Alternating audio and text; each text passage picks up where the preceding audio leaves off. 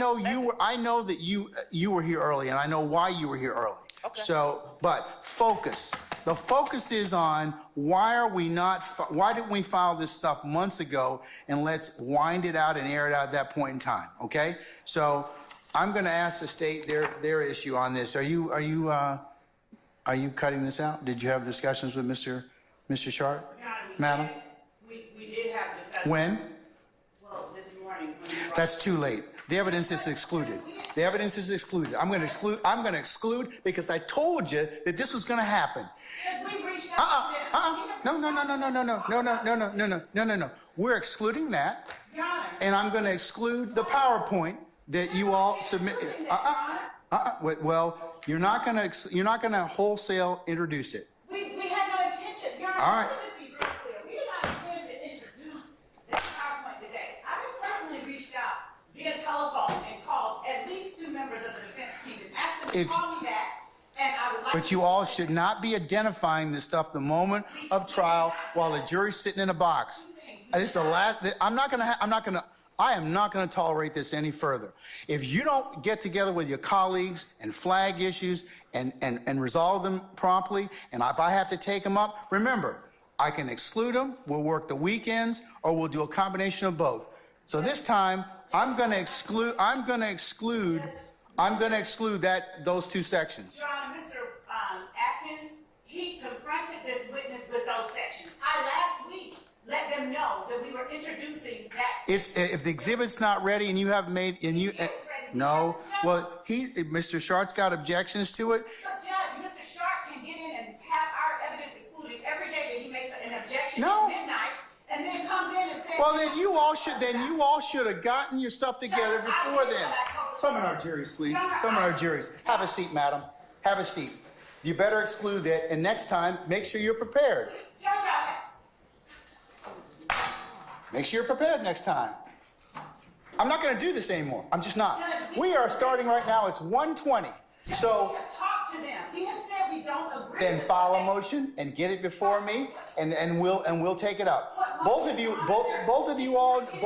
all have equally responsibility to do that. The information they are seeking. Oh, it's going to be inadmissible right now. I'm saying, Judge, that you said to file a motion.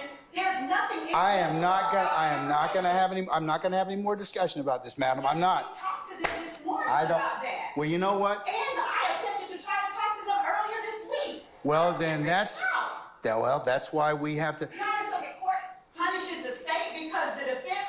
I'm not punishing anybody, but but prior preparation prevents poor performance. Be prepared, Judge. That's why I sent them what I sent them last week, a whole week and a half ago, 2 weeks, Your Honor. And I have said I would like to discuss. Our jury's coming in, madam. Our jury's coming in. Have a seat.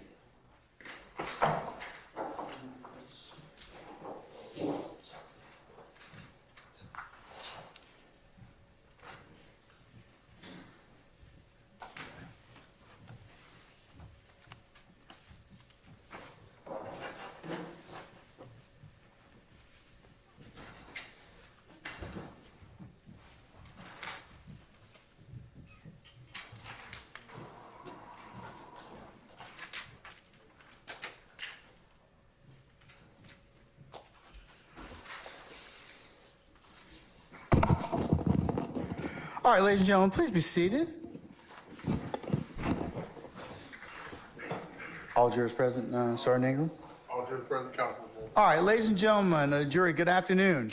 Good afternoon. All right, without further delay, we're going to continue with the presentation of the state's case. Your Honor, at this time, the state now calls recalls to the stand former crime scene technician Lynette Roberts. All right, Mr. Brown? Yes, sir. Okay. All right, madam, come on up.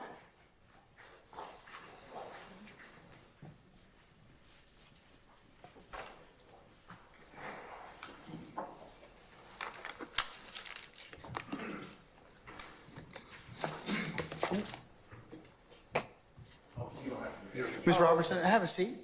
You're still under oath, okay? All right. Good afternoon, Ms. Robertson. Good afternoon. Okay. On yesterday, we concluded the day, and I was going over some pictures, as well as I presented you with another state's exhibit that we were going to go over. But before we go over that last state's exhibit, I want to go back to some photos that have already been admitted into evidence, starting with state's exhibit 30, Bravo, Bravo.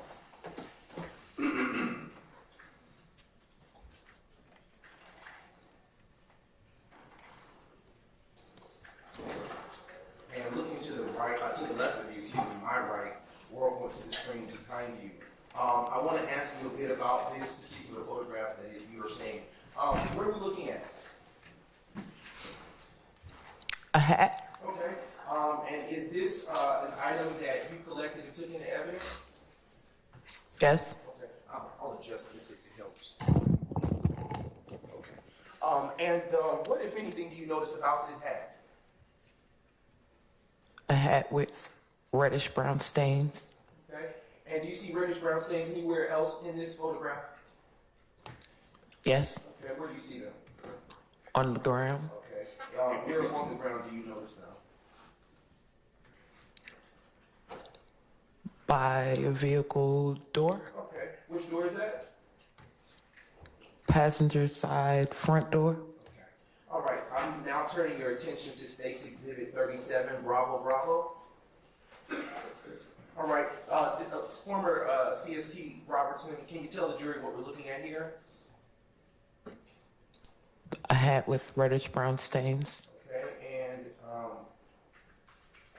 is this just? Is it fair to say this is just a closer view of that last photo in State's Exhibit 30 that we looked at?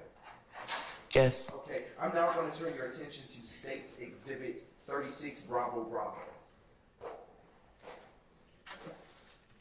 Keep going. No,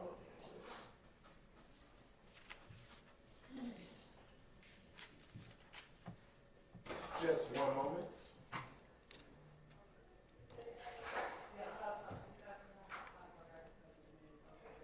All right. If you zoom in, there's Senior E. Atkins. Okay, CST Robertson, what are we looking at here?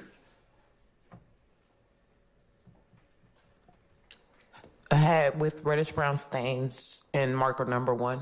Okay, what is a marker number? What is a marker number? A marker number is marking your evidence. Okay, and why would anyone use a marker number? To mark their evidence. All right. And is excuse me, is this item by marker number 1 something that you've included in your crime scene record pertaining to this case?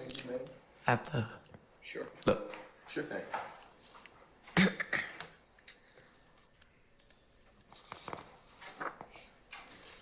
You asked would it be in my report? Yes, is that in the report?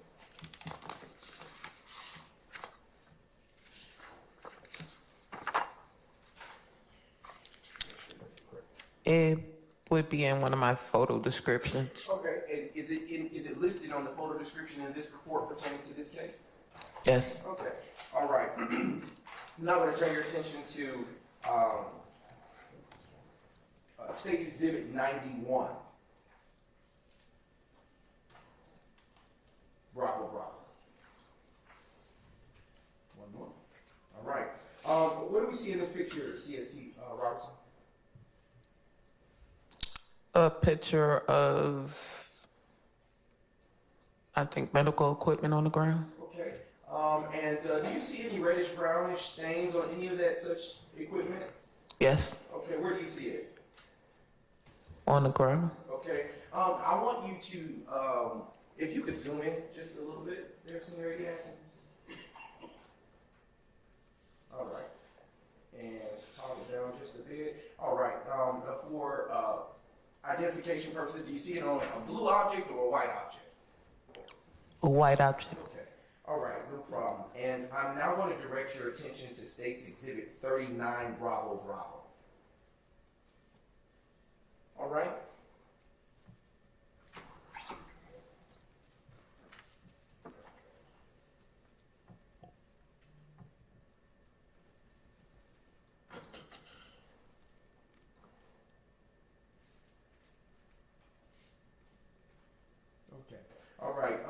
we see in this particular picture? A photo of street signs. Okay, and why would you have taken a photo of street signs?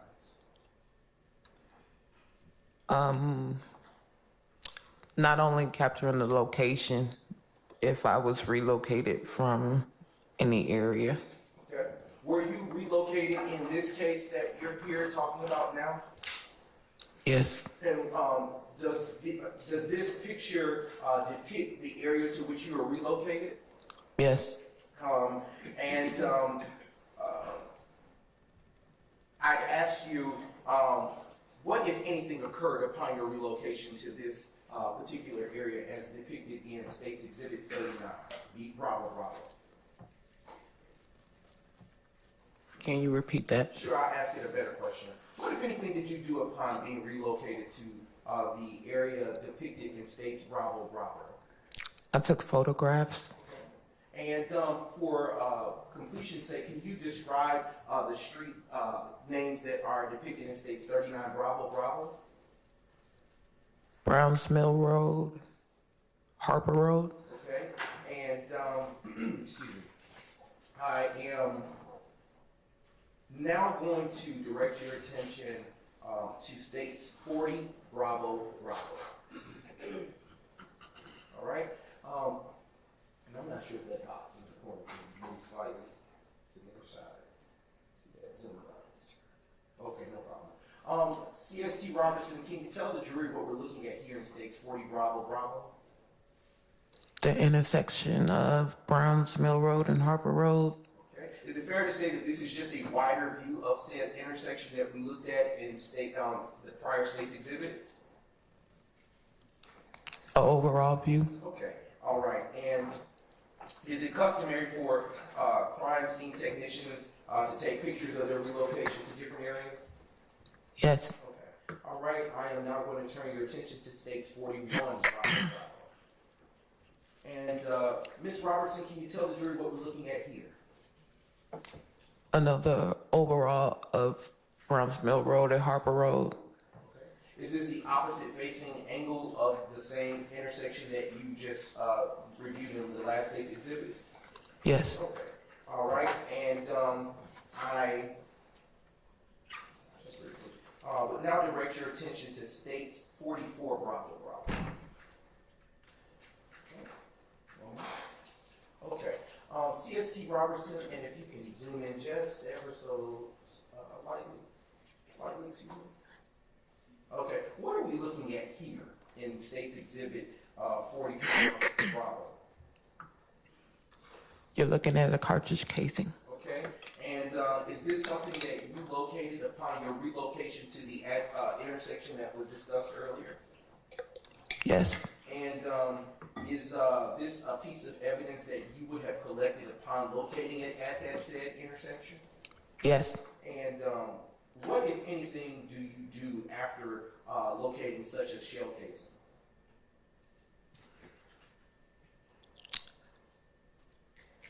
Once I locate it, photograph it with the marker, Okay. process it for latent fingerprints. Okay.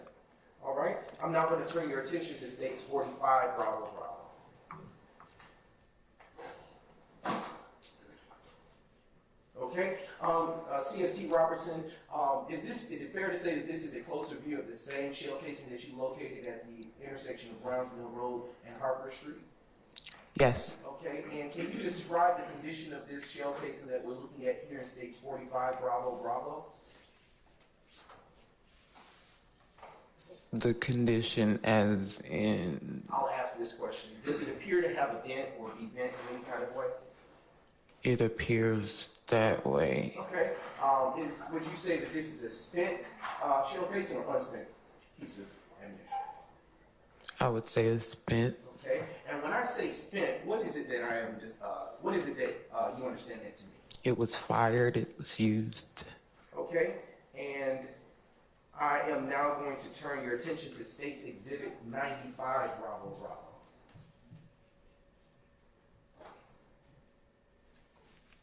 Okay. CST Robertson, is this the same shell casing that we just looked at in the state's prior state's exhibit? Yes. And in state's exhibit 95 Bravo Bravo, is that were you the one to place that evidence marker there, number 2?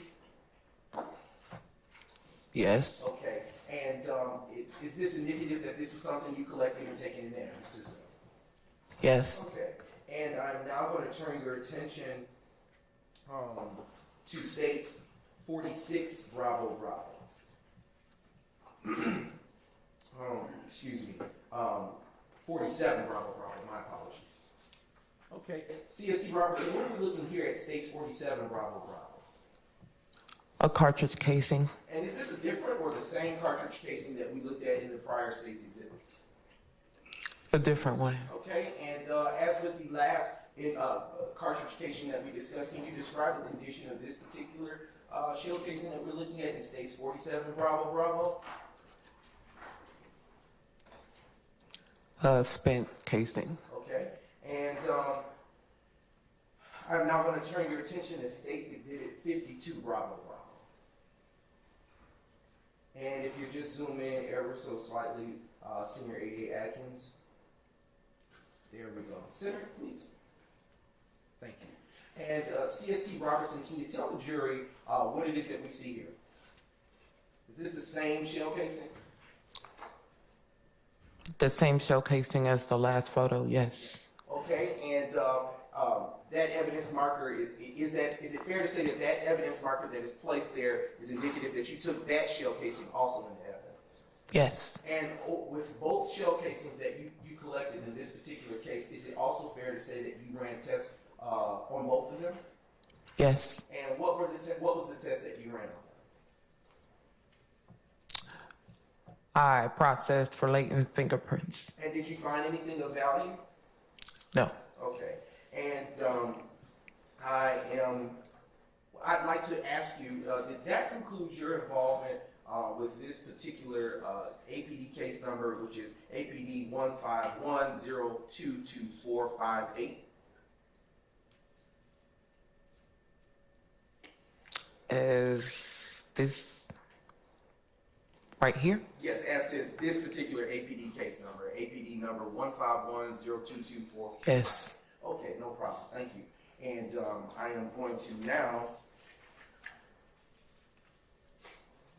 just briefly. Okay.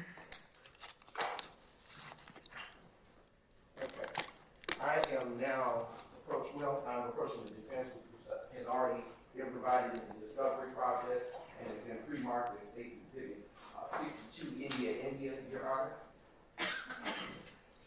Thank you, sir. Yes, this is this. Putting that there.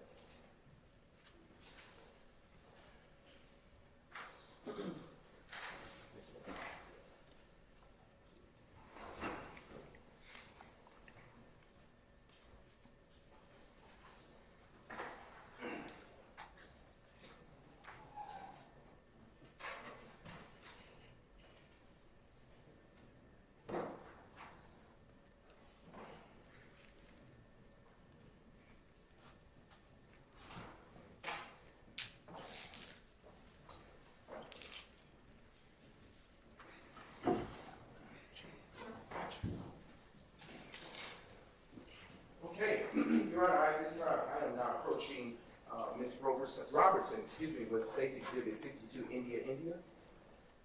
And Ms. Robertson, I've now handed you State's Exhibit 62 India. After having a second to look at it, I'll ask you a question, a couple of questions.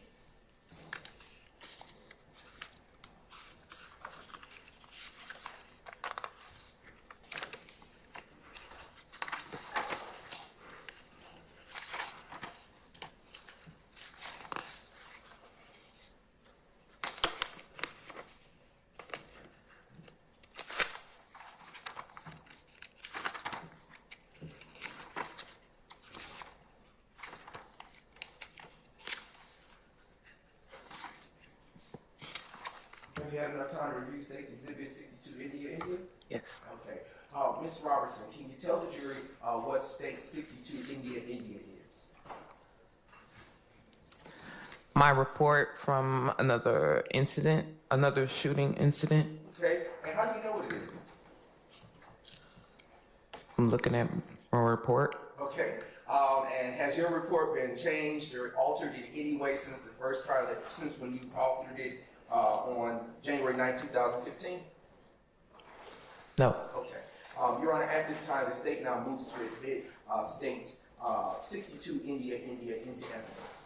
Any objection to states 62 India? Yes, Your Honor. I object based on hearsay, based on a confirmation clause, that it would be cumulative of this witness's testimony, or also be violative of the continuing witness. Let's ignore the last one till it's if it's admitted. All right, can I see it, please? Sure, Your Honor. As with yesterday's exhibit.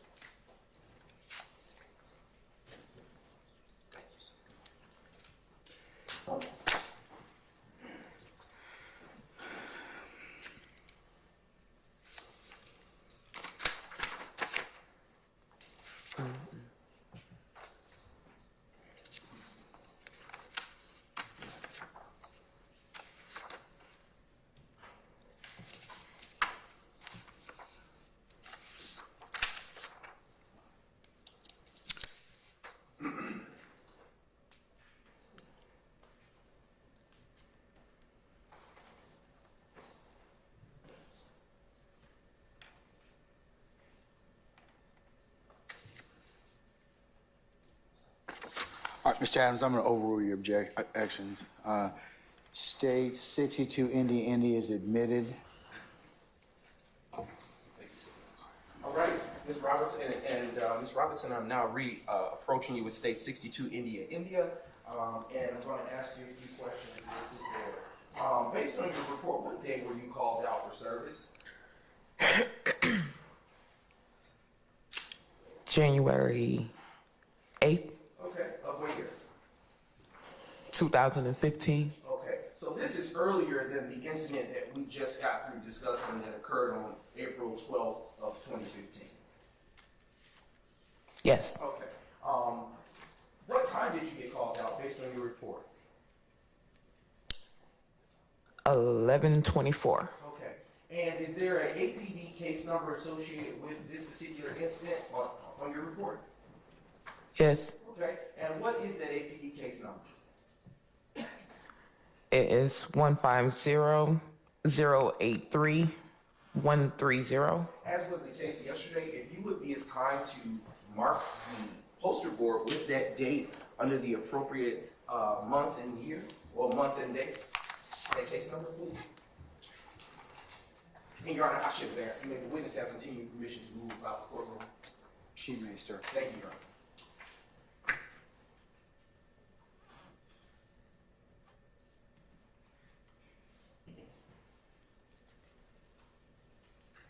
And it goes without saying, if any of the defense need to relocate themselves to take a look or have a better vantage point, you're welcome to do so. Okay, thank you. All right. Okay, I'm going to now direct your attention back to state 62 India. Can you tell the jurors, the members of the jury, the location to which you were initially called out as it pertains to this particular APD case number? 675 Metropolitan Parkway. Okay, is that the address that you were first positioned at when you arrived at that crime scene, or is there ever a time that you relocated during this particular incident? It's possible I relocated. If you would be as kind to turn to the narrative portion of your report and read what it is that you noted at that day and time when you took it.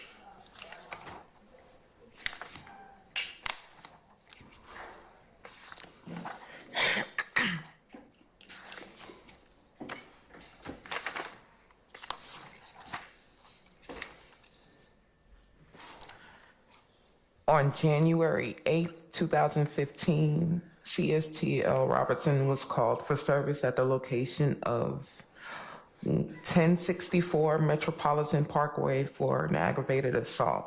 I took photographs of the vehicle and of its damages. I was relocated to 675 Metropolitan Parkway where incident took place. I took photographs of another vehicle and of its damages. I collected 7 shell casings. The 7 shell casings were submitted into the APD crime lab for further processing. See attached photos. No further requests were made. All right. So I'll ask you now again, since that you've had an opportunity to read the report. Was there a time that you was there a location to which you initially responded? Yes. And was there a second location within that incident that you were there to process that you responded? Objection to the leading question. I stand the objection. I'll rephrase, Your Honor. Can you tell the jurors today what addresses you responded to for this particular case number? 1064 Metropolitan Parkway. Okay. And what was the second that you read? 675 Metropolitan Parkway. Okay. And excuse me. In what county are those locations located? Fulton County. Okay. And when you responded to the first address, can you tell the jury what, if any, evidence you collected at that time? Photographs and I believe vehicle damages, photographs of the vehicle damages. Okay. And when you responded to the second address for this incident, can you tell the members of the jury what, if anything, you did at that time? At the second location, I took photographs. I took photographs of the damages to vehicles as well as collected shell casings. Your Honor, at this time, the state is now approaching the defense with state's exhibits 1 India, to state's exhibit 61 India, which have already been shared in the discovery process and have been pre-marked as well, Your Honor.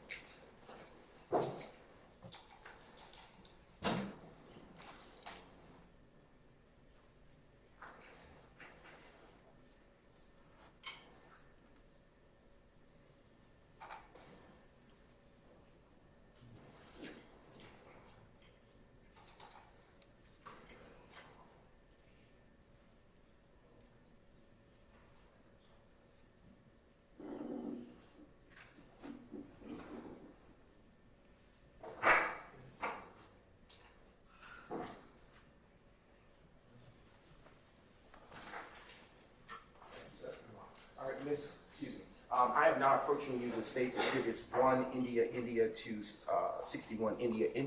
And after you've had a chance to look over those, I kindly ask you to look up at me and then I'll ask you some further questions.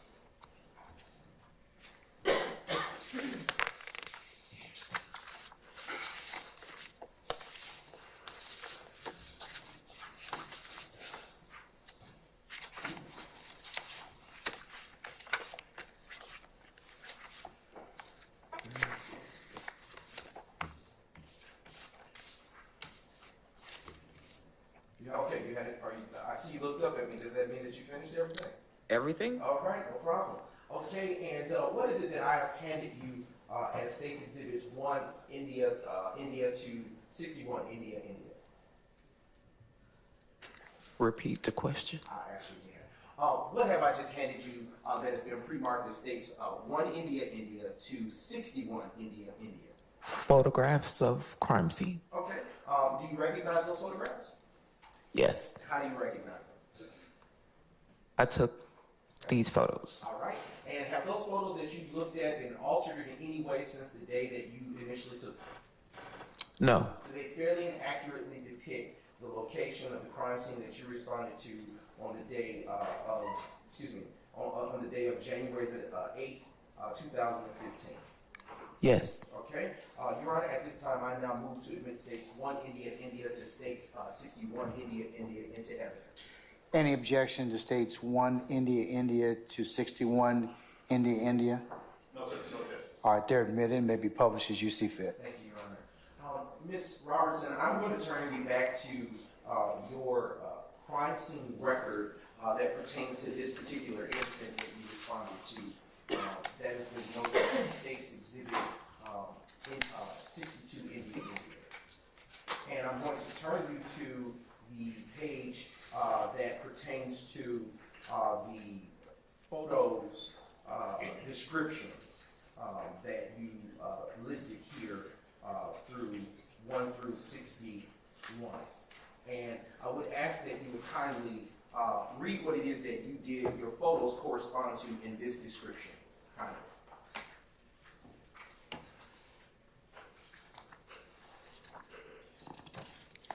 Are we starting with photo number 1?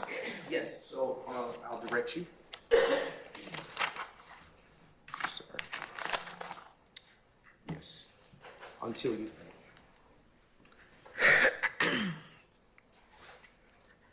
Photo number 1, close-up of street signs. Photo number 2, overall on the backup of the Chevrolet vehicle. Number 3, mid-range of back of vehicle. Number 4, close-up of vehicle tag. Number 5, overall of driver's side of vehicle. Number 6, close-up of front of vehicle.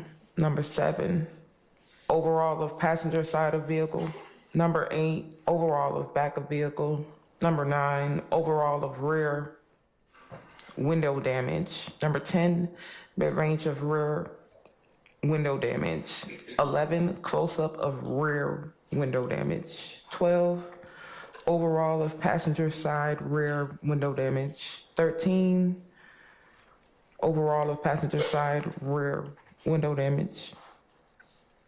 14, mid-range of passenger side rear window damage. 15, close-up of passenger side rear window damage. 16, close-up of passenger side rear window damage. 17, close-up of vehicle VIN number. 18, overall of location. 19, close-up of address.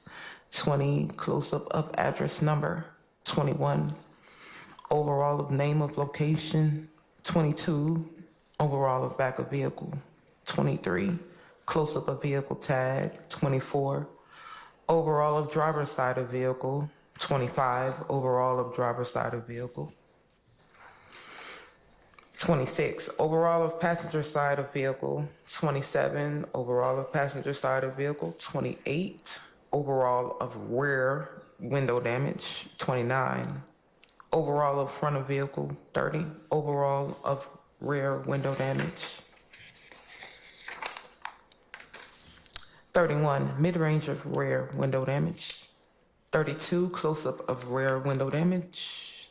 33, close-up of rear window damage. 34, overall of shell casings. 35, overall of shell casings. 36, overall of shell casing. 37, close-up of shell casing. 38, mid-range of shell casing. 39, close-up of shell casing. 40, overall of shell casings. 41, mid-range of shell casings. 42, close-up of shell casing. 43, close-up of shell casing. 44, mid-range of shell casings. 45, close-up of shell casings. 46, overall of shell casings with markers 1 through 7. Overall, 47, mid-range of shell casings with markers 1 through 7. 48, overall of shell casings with markers 1 and 2. 49, mid-range of shell casings with markers 1 and 2. 50, close-up of shell casing with marker 1. 51, close-up of shell casing with marker 1. 52, close-up of shell casing with marker 2. 53, close-up of shell casing with marker 2. 54, mid-range of shell casing with marker 3. 55, close-up of shell casing with marker 3. 56, mid-range of shell casing with marker 4. 57, close-up of shell casing with marker 4. 58, mid-range of shell casing with marker 5. 59, close-up of shell casing with marker 5. 60, mid-range of shell casing with marker 6. All right. You want me to do 61? Yes, ma'am. Close-up of shell casing with marker 6. Okay. I'm now going to turn your attention back to when you relocated from the 64 Metropolitan Parkway to the 675 Metropolitan Parkway address. Upon relocating to the 675 Metropolitan Parkway address, how many shell casings did you recover from that location, according to your report? Can I take a look?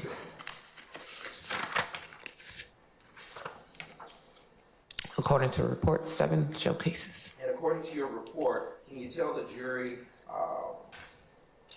excuse me, just a second.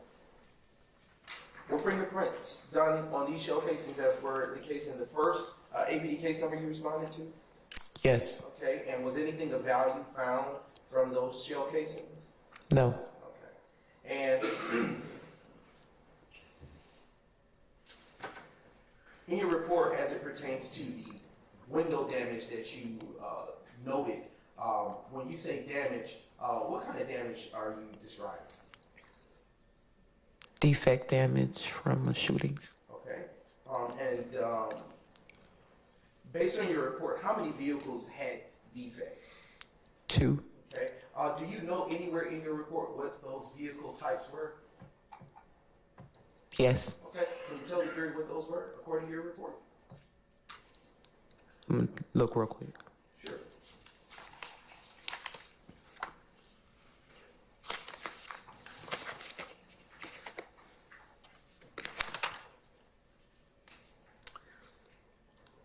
Chevrolet Silverado and a GMC 150. Okay.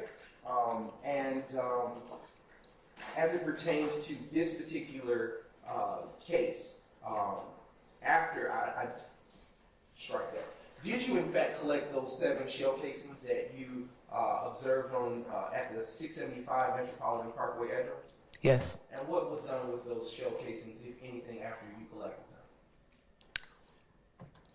I collected them and processed them for like fingerprints and turned them into the APD crime lab for further processing. All right. And did that conclude your involvement with APD case number 150 to, one second, 150-0083130? Yes. Okay, and I am now going to turn your attention, well, before I do that, I'm now approaching the defense with what has already been pre-marked as states 23 Foxtrot, and has already been served in the discovery process, Your Honor. Yes, sir.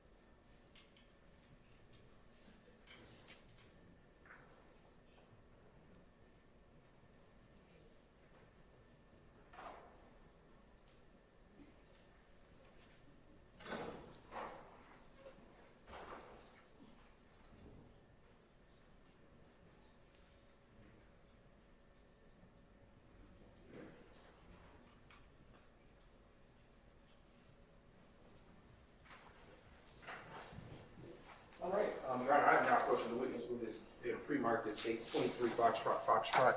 Ms. Robertson, would you please take a look at what it is that I've just handed you, and once you're done reviewing it, please look up at me.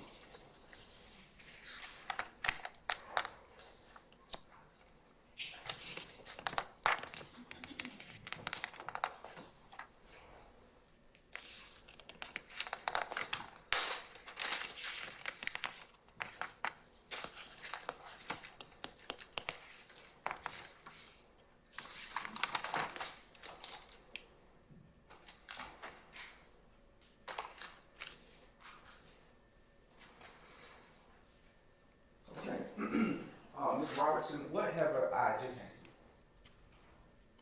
had? Report. Okay, and what type of report is this? Hang on one second. Sure. A shooting incident. Okay, is this a report you authored? Yes, And how do you know that you've authored it? my name is on it. Okay, and is that report that I've handed you, that your name is on, is it the same or is it in the same or substantially same condition as it was at the time that you authored it on January 23rd, 2015? Yes, Okay, Your Honor, at this time, the state now moves to admit into evidence State's Exhibit 23 Foxtrot.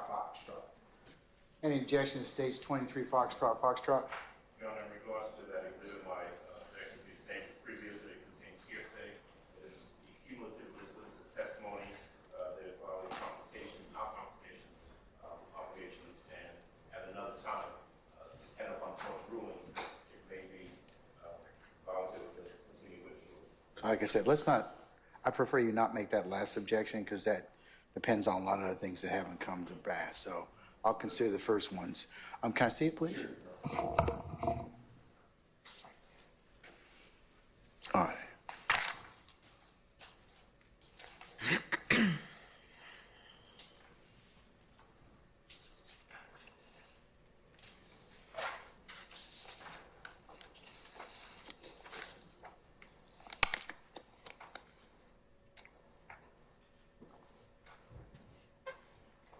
All right, Mr. Adams, I've noted your objections. I'm going to overrule them.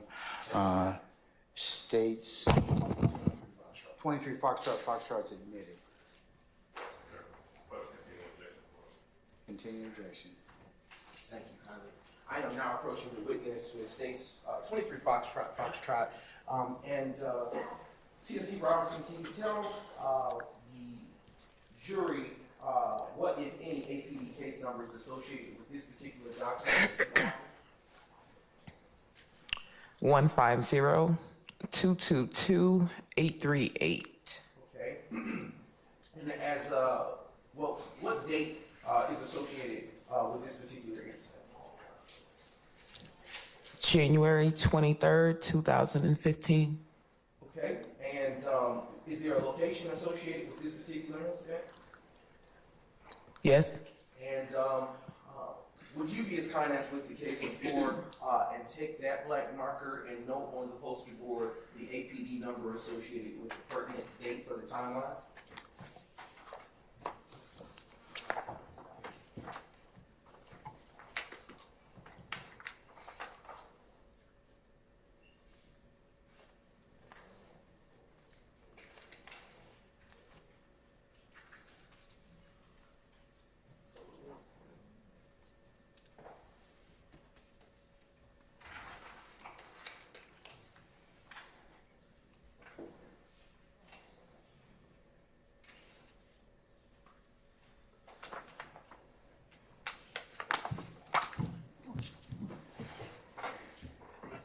Just a brief indulgence, Your Honor. Yes, sir.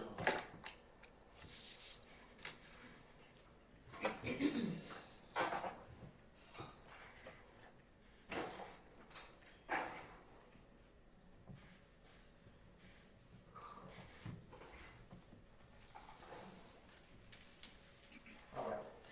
Ms. Robertson, I am now back with you. I want to ask you about your report. On your report, what is the type of incident that you were called out for?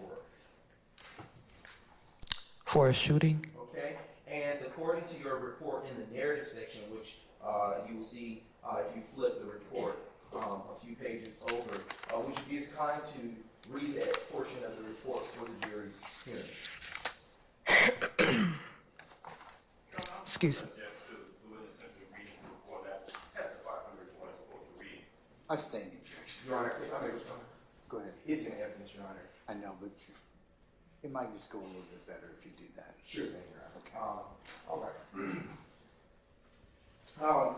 CST Robertson, can you tell the jury, based on the narrative portion of your report, what it is that you did when you arrived to the 1007 Hill Street address? I took photographs. Okay.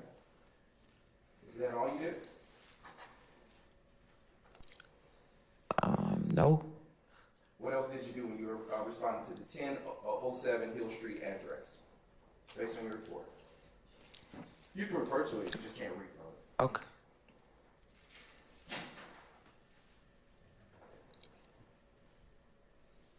I collected handguns. Okay.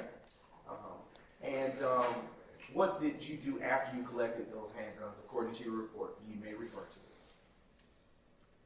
it.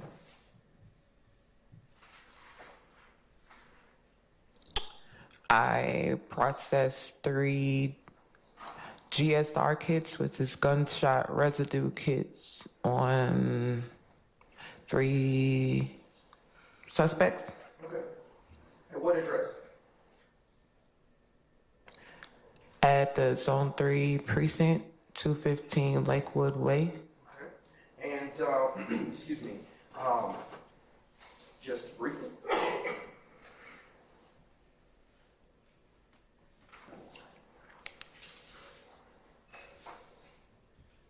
And what is the purpose of a gunshot residue kit? To see if there's any gunshot residue in your vicinity, on your person, particles, dust, anything around you. Okay. And how does that process of testing for that operate? How do you do that? It's a kit. You open the kit and follow the directions. Okay. All right. Just a brief moment. All right. I am now showing defense counsel what has already been pre-marked as States Exhibit 1, Foxtrot, to States Exhibit 22, Foxtrot. These documents have been pre-marked and already served prior in the discovery process.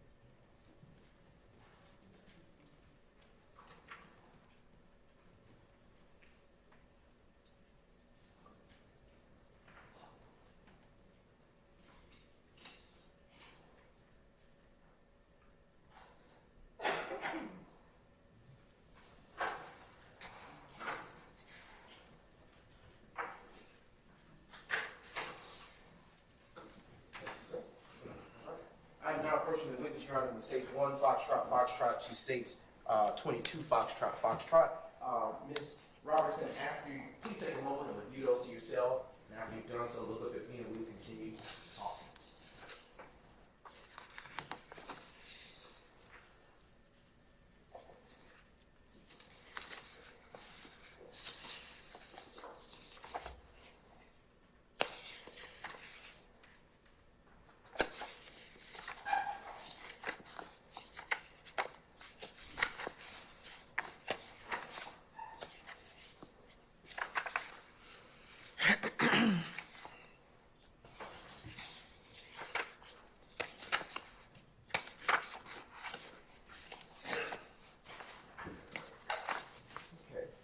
What have I just handed you, Ms. Robertson? Photographs. Okay, and are those photographs that you've taken? Yes. And how do you know?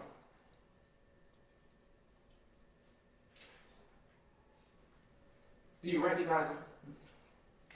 Vaguely. Okay. And have those photographs been, do they fairly and accurately depict the crime scene as it was on the day that you responded on January 23rd, 2015? Yes.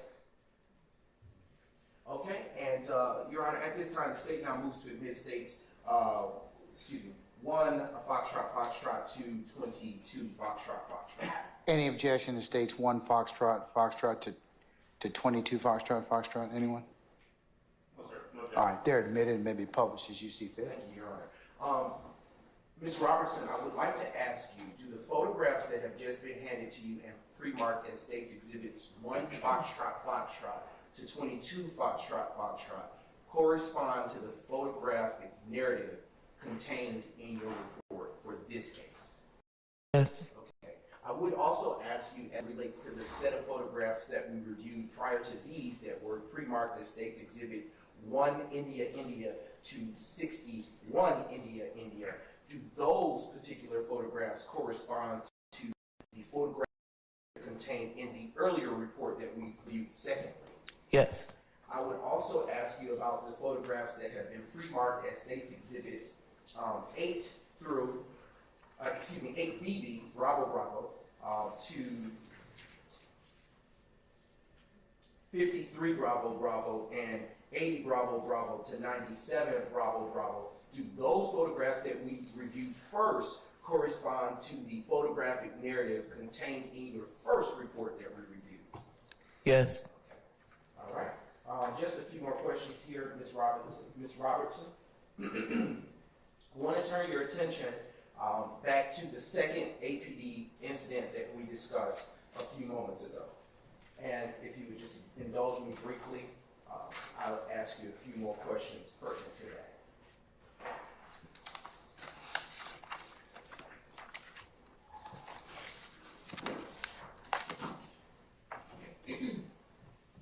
Pertaining to the second APD incident that you responded to, do you, in your report, note who the purple truck belongs to? No. Okay. Would you take a look at your report and tell me if you see any such notes?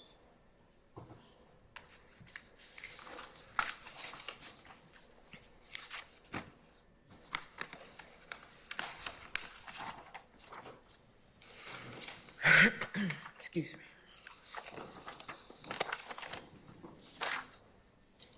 No. Okay. I'm going to ask you just maybe a few more questions here.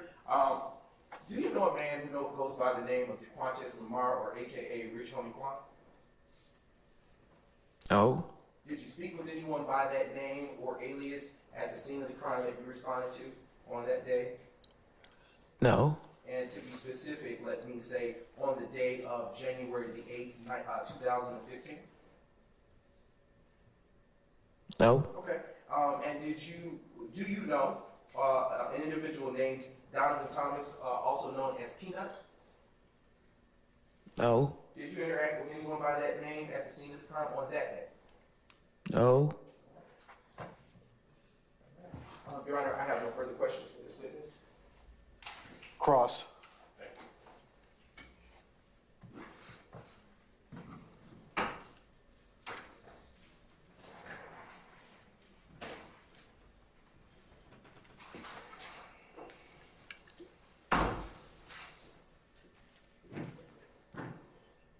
Robinson, good afternoon, ma'am. Good afternoon. You hear me okay? Yes. All right. I've got a couple questions for you in regards to what you just testified to previously, okay? If I heard you correctly, you were a crime scene technician back in, I'm going to start first with the April 12th day. April 12th, 2015, you were a crime scene technician with the Atlanta Police Department. Is that true? Yes. You were called out to a location at Fremont. I think you said 1987 Fremont Avenue. Is that right? Yes.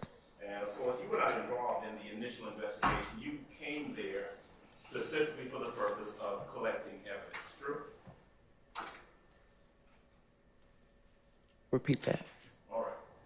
When you came to the location as a crime scene technician on April 12, 2015, you were there to document and collect evidence. True? Yes. Because that's what you were doing at that point. That was your role, correct? Correct. Okay. So you get to the location, and the only thing that you know is that there are things at Fremont, this Fremont location, that that you got to document and take pictures of, correct? Correct. All right. Now, you're not the detective, right? Right. You wouldn't be charged with talking to individuals, correct? Correct. The only person really you'd be interacting with would be either the detective or the officer that's there at the scene telling you what items you should focus on, correct? Correct. That notwithstanding, did you actually talk to anyone at the location when you got there? Objection calls for hearsay, Your Honor. I stand objection. Well, I'm not asking what anyone said, I'm asking if she, did you speak to anyone on that day when you got there? Yes. All right. Would it you be just officers, or did you speak to lay people, to regular citizens? Officers. Okay. So you spoke to no lay persons when you got there, just police officers, correct? Correct. All right.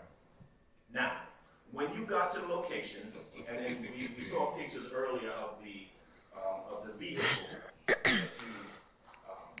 you photographed, there was no one in the vehicle, correct? Correct. All right. Police officers had been there already, true? True. You didn't have any idea whether the incident that left the defect in the front of that vehicle happened at Fremont or happened at the other location of Brownsville. You didn't know that. Objection, Your Honor, calls for speculation. Stand objection. Did you know where that defect, where the vehicle was when it got that vehicle? Calls for speculation, Your Honor. I'm objecting. I stand the objection as to form. All right. When you got to Fremont, the vehicle already had the defect in it. True? Yes. All right. Now, I want to ask you specifically about some of the things that you were tasked to do.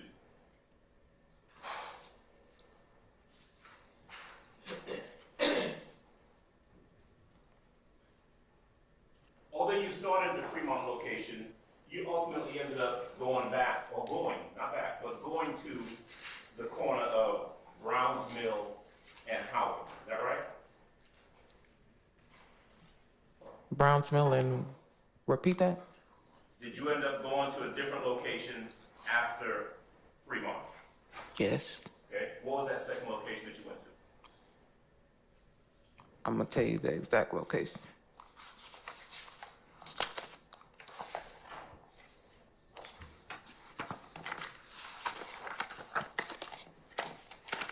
I was relocated to Browns Mill Road at Harper Street. Harper Street.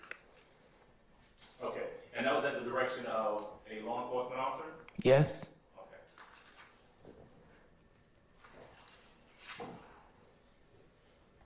With the state's assistance, I want to pull up some of their photographs that were shown earlier. Do you have those? Let's start with 12 Bravo Bravo. And I want you to take a look at that when it comes up on the screen for us, okay?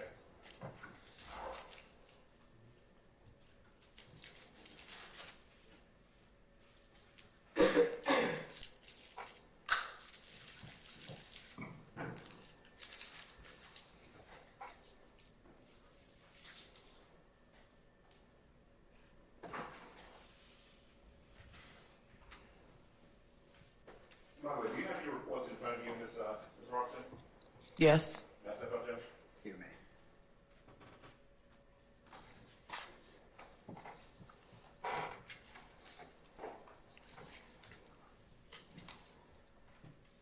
All right. Robertson, I want you to take a look at the screen and tell me if that is the scene that you looked at earlier and described as the front of a vehicle, or the vehicle that you photographed. Is that what it is? Yes. All right. So when you get to the location, you see this vehicle, and it is exactly as it looks right there, correct? Yes. You didn't open the doors. No. You didn't put that hat on the ground. No. You don't know how it got there. No. You don't know who had it on before you got there. No. You don't know how it got on the ground. No. Now, there was no one in the car, right? Correct. And you looked through the car. You searched it, right? Correct? You didn't find any guns in the vehicle. No. You don't know whether there were any guns in the vehicle before you got there. No. Objection calls for speculation, Your Honor. I stand the objection. Because you came there after the fact, you don't know if there were any guns in the vehicle. True? True. You are not in a position, because you weren't there prior to this scene, to say how many people were in the vehicle before that. True? True.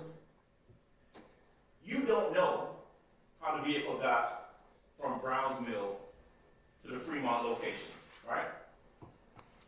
Right?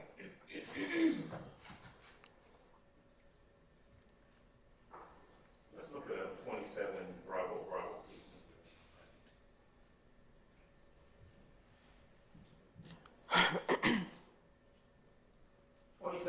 Bravo, right next to you, Ms. Robinson, is the front of the vehicle that you photographed. Is that right? Photograph of the windshield, the defect. Okay. When she was in front of the vehicle, right? Correct? Now, of course, by the time you got there, that defect is already there, right? Yes? You don't know how it got there. True? True. You don't know what was happening at the time that bullet went through that windshield, right? Right? Because you got there at this point, where you're looking at the vehicle, you don't know what anyone inside of the vehicle was doing at the time that bullet came into the vehicle, do you? No.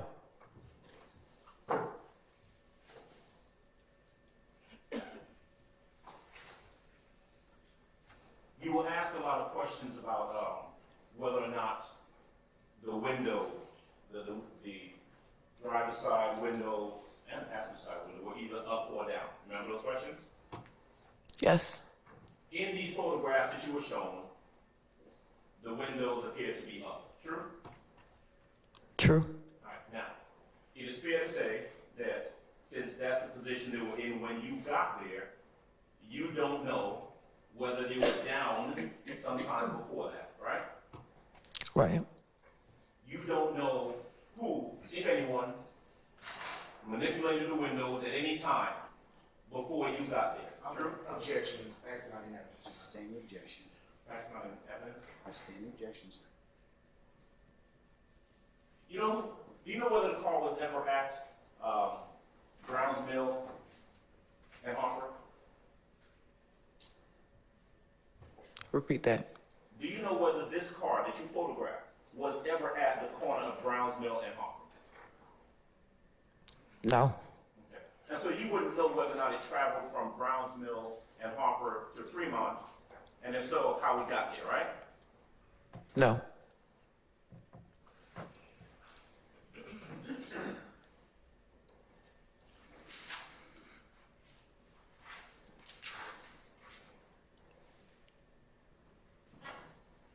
Can I see a 15 Bravo, please?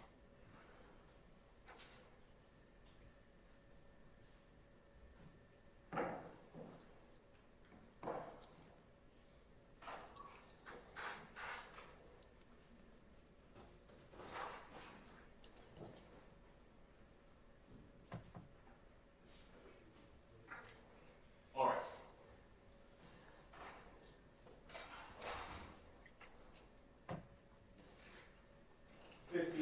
Bravo that you're looking at over to your left, Ms. Robinson, is this vehicle with what appears to be what you describe as blood stains on the ground. True?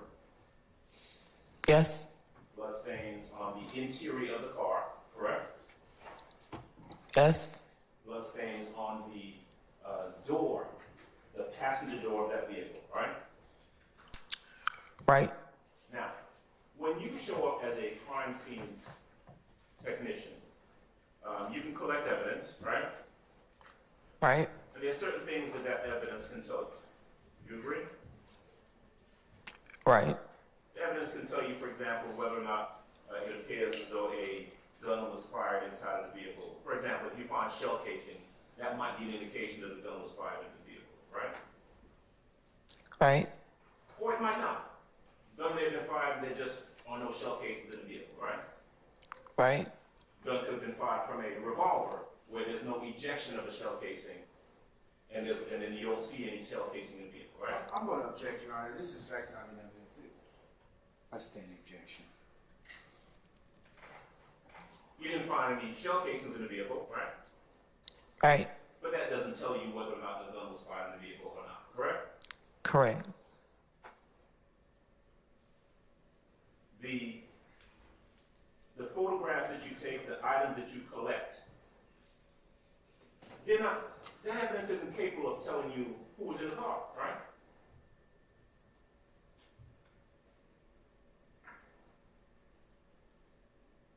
I wouldn't know who would be in the car, no. Right, It would be sent to the lab to confirm. right. You wouldn't know what anyone was doing in the car, right? No. You wouldn't know the motivations of anyone in the car at any point, right? Right? Objection, cause for speculation. I stand the objection. I mean, Let's move on, sir. crime scene collection can assist in collecting physical evidence, right? Right? What it can't do is pass upon the motivations or the actions or the reasons that people in this car may have done what they did, right? Right?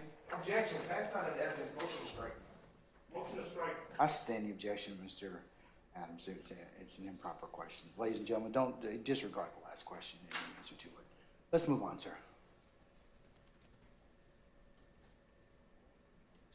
Were you ever tasked with going to the Citgo gas station on that evening? What's the address for the Citgo? Well, did you go to a Citgo gas station, regardless of what the address is? I don't know. I don't recall. You don't know or you don't recall? I don't recall. Were you ever shown any video surveillance from a Citgo gas station? I don't recall.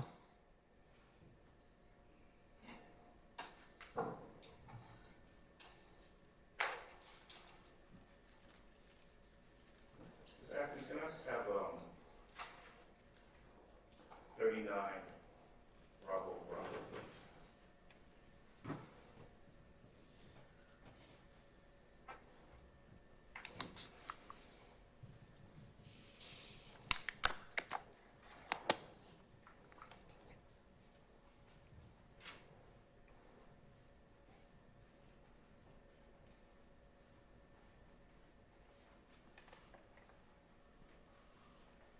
That's the location that you went to after you left the Fremont address, is that right? Yes. What's the distance from the Fremont address to, Browns Mill and Harper Road location? I don't recall. I told you it was a couple blocks. Are you in a position to say yes or no? Objection, Your Honor. Witnesses already indicated. I stand the question. All right, could you make a notation of the distance between the Browns Mill and Harper location to the Fremont location anywhere in your report? Nothing located in my report about that.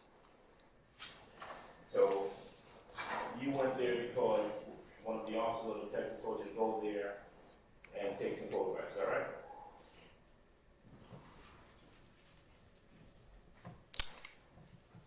Correct.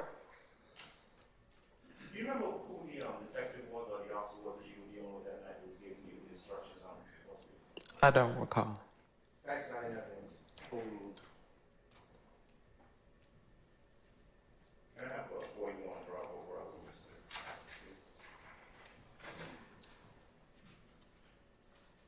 The photograph that you're looking at right now, Ms. Robinson, that's the Browns Mill and Harper location, is that right? Yes. Now, as you were taking photographs of this intersection, did you know what the significance was of this related to the vehicle that you were taking photos of earlier? You said, did I know what? Yeah. Repeat that one. What's the significance, right, of So shooting and some cartridge casings. Okay. Were you of the opinion or were you of the knowledge that there was a shooting that had taken place in this location? I was relocated to this location. So someone just, one of the officers, whoever it was, just told you, go to Brownsville and Harper and go take some photographs and see what you find? I'm gonna object to characterization, calls for hearsay, Your Honor, as well. I'll sustain as to form. You can rephrase, Mr. Adams.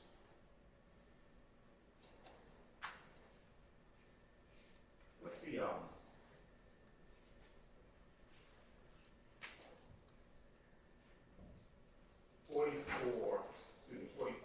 Bravo, you know what I'm saying.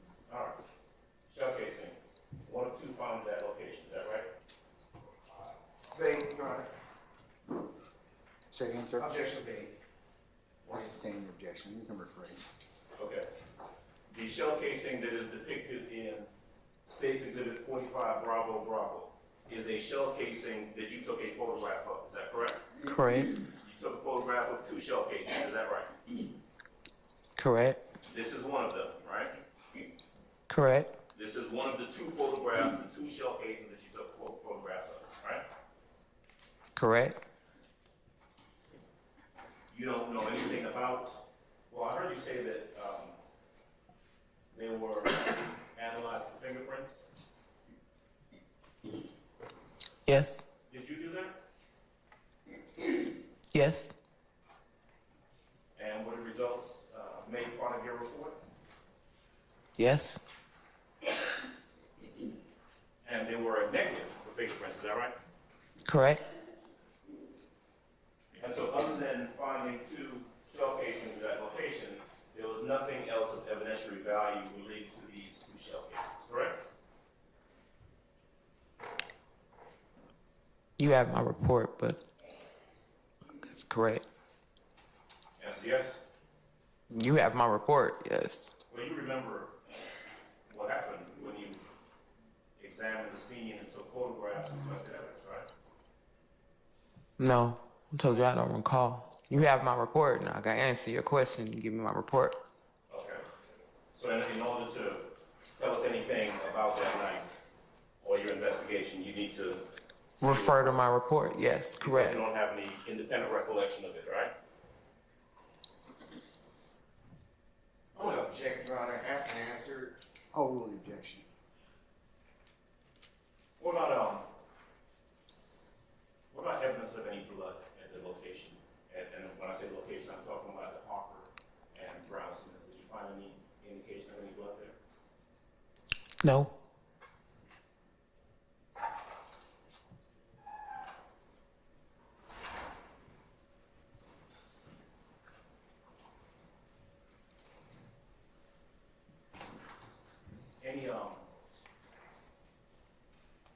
Any cameras at that location?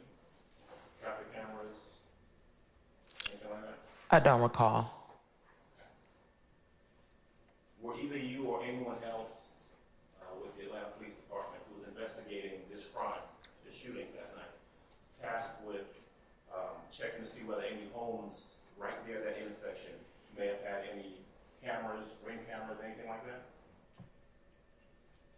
I'm sure the detectives did. You sure that they did? Yeah. Okay. Do you know for a fact that they did? No. I take it you did not know, right? No. And would I also be correct that there were no witnesses at the location, at the Harper and Brownsville location that you would have interacted with? True? True.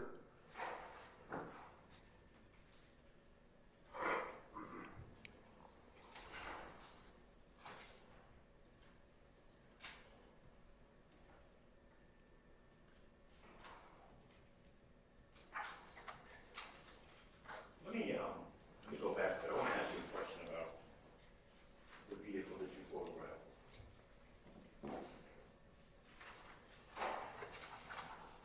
And Ms. Atkins, if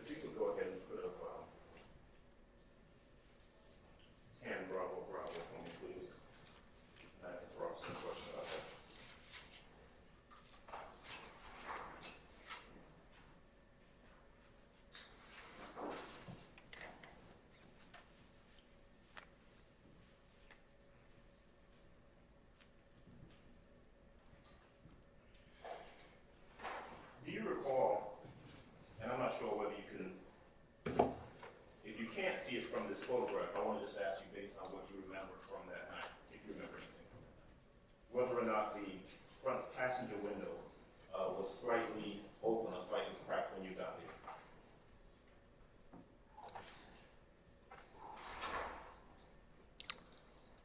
According to the pictures, it was slightly down.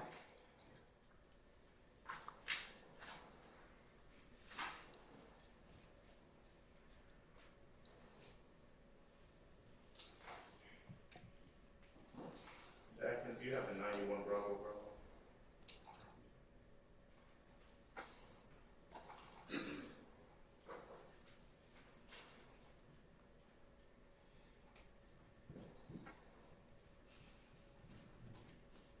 By the way, let me ask you something. As a crime scene technician, if items are taken from individuals at a crime scene, right, would those items ultimately end up in your possession, or would those go with someone else? Can you repeat that? Yeah. At a crime scene, I'm gonna ask you generally now, but this is in your experience as a crime scene technician. At a crime scene, let's say there's an individual who is connected to a crime scene, and let's say a gun is taken from that individual. Would that gun then be turned over to you? Yes. Okay.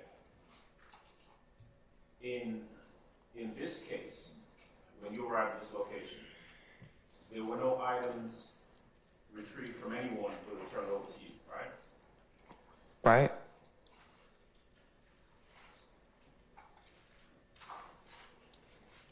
When you got there at the location, had the person who had been shot, the person was already gone, right? Yes. Okay. Any other individuals around? I don't recall.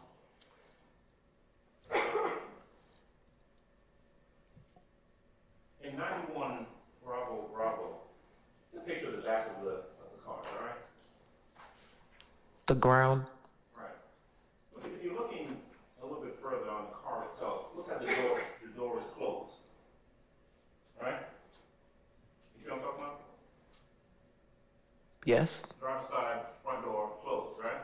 Yes. Was this picture taken before the pictures of the interior or after? I don't recall. Okay. Who closed the door? I don't recall. Was it closed when you got there, or was it closed after you got there? I don't recall. What does the picture say? So when you testified earlier, when we showed you the picture of the car with the doors open, and you said that's the way the car was when you showed up, you don't really recall whether that was the case or whether the doors were closed, do you? I don't recall. Okay.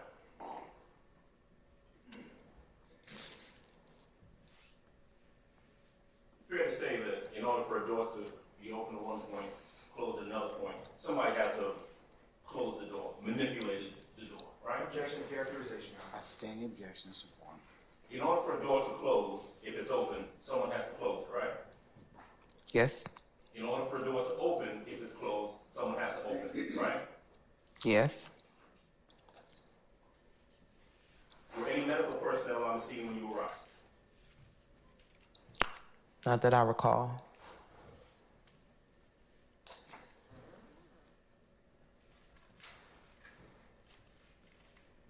And so, in regards to this incident,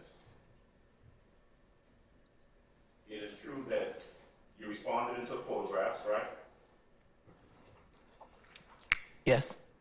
The car was located at this 1987 Fremont location, true? Yes. You don't know how or if it got from, or why it got from the Harper and Brownsville location to Fremont. You don't know that, I right? would object to ask and answer, Your Honor. I stand the objection. You don't remember whether or not the door opened or closed when you got there, true? Objection, ask and answer, I Your Honor. stand the objection.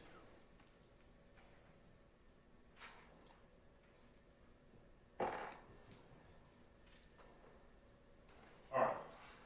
I want to move on and ask you some questions about the incident that you talked about in Metropolitan Park. Mr. Adams, Yes, sir. can we pause right now? Ladies and gentlemen, want to take a comfort break? Okay, we're gonna do that, Mr. Adams. You can resume as soon as we're done. All right, ladies and gentlemen, let's take 15 minutes, okay, and then we'll come back. Madam, I'm gonna excuse you as well, okay? 15 minutes to come back, all right? All rise.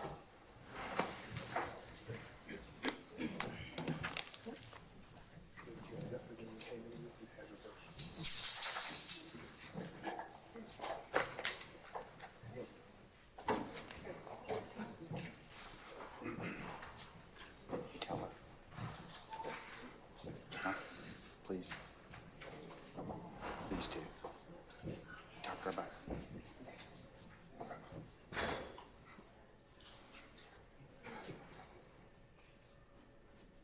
All right, ladies and gentlemen, our jury has left us. I'll see y'all in 15 minutes, okay? All right, we're in recess.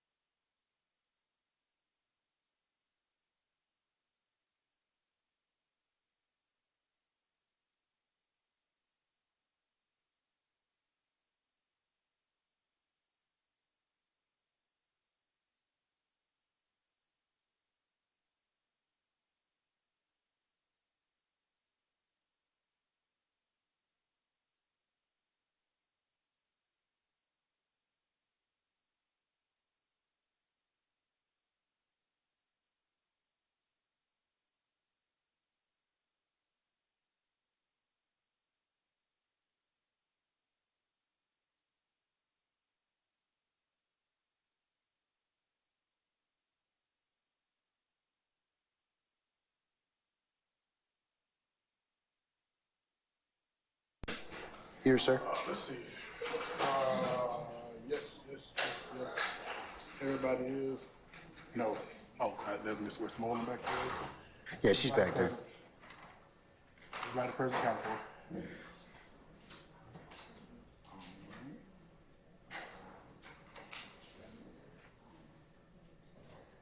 All right, can we recall Ms. Robertson, please?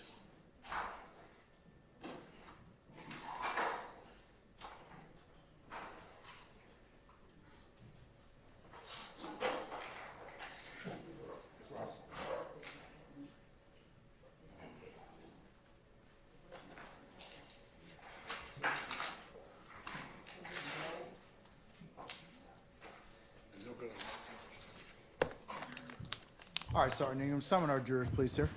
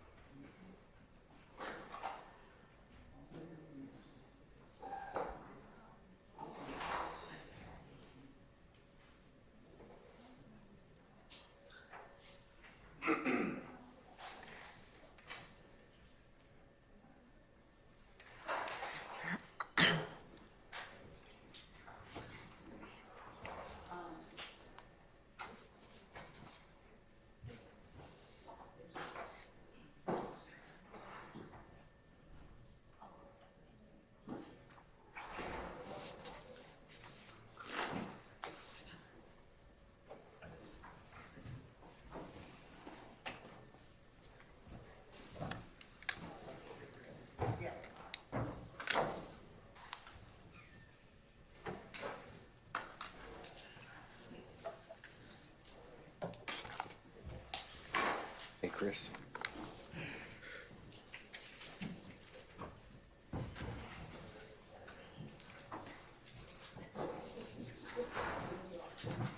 And the next one's in order. Next one's in order.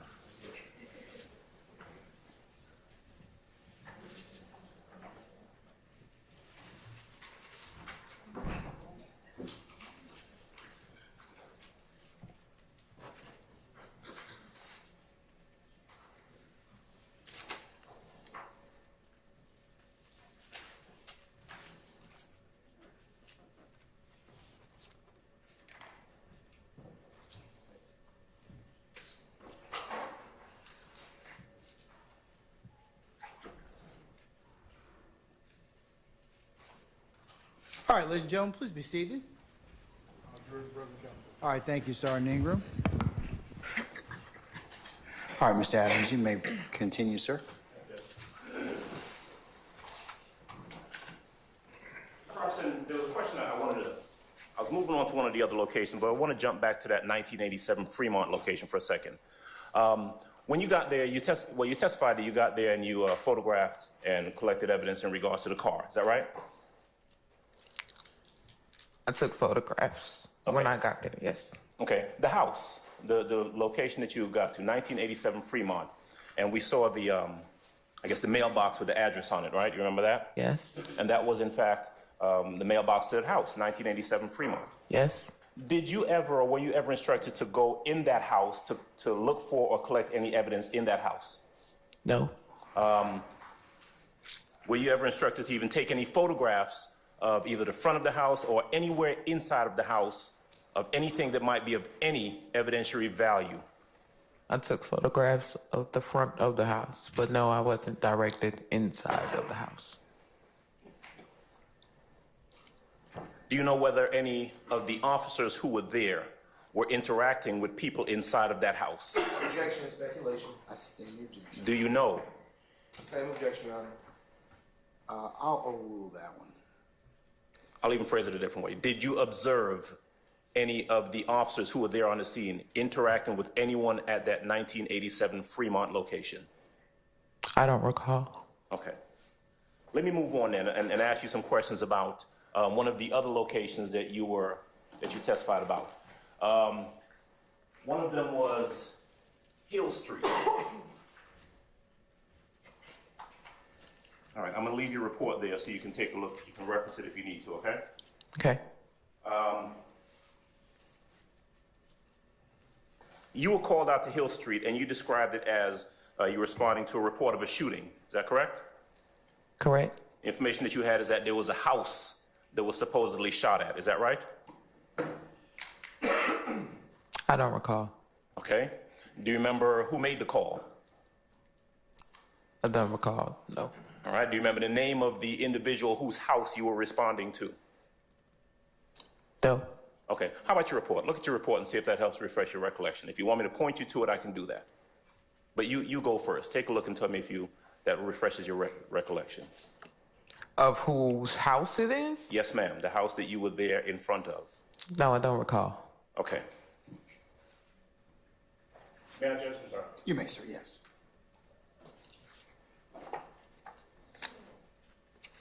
Okay, and this is your report, right? It is. This is a report that you prepared? It is. I presume you had a chance to review it before your testimony today? No. Okay, so you were brought in here by the DA's office without even having a chance to look at the report that you were going to come in here and testify about? In this case? When the questions come up of the report, then the report would be in front of me or made available for me. Okay.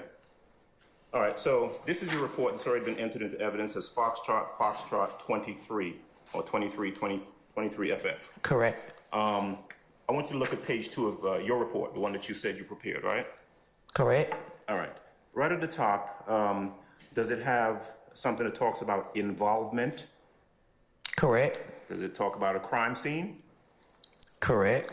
And does it have a name? Correct. Okay. Is that Frida Reed? Is that the name? That is a name, correct? Okay. Tell you what, I'm gonna leave that there for you, okay? Did you, at this location where you had been advised that there was a shooting at a house, did you take pictures of the house where there was supposedly a shooting at?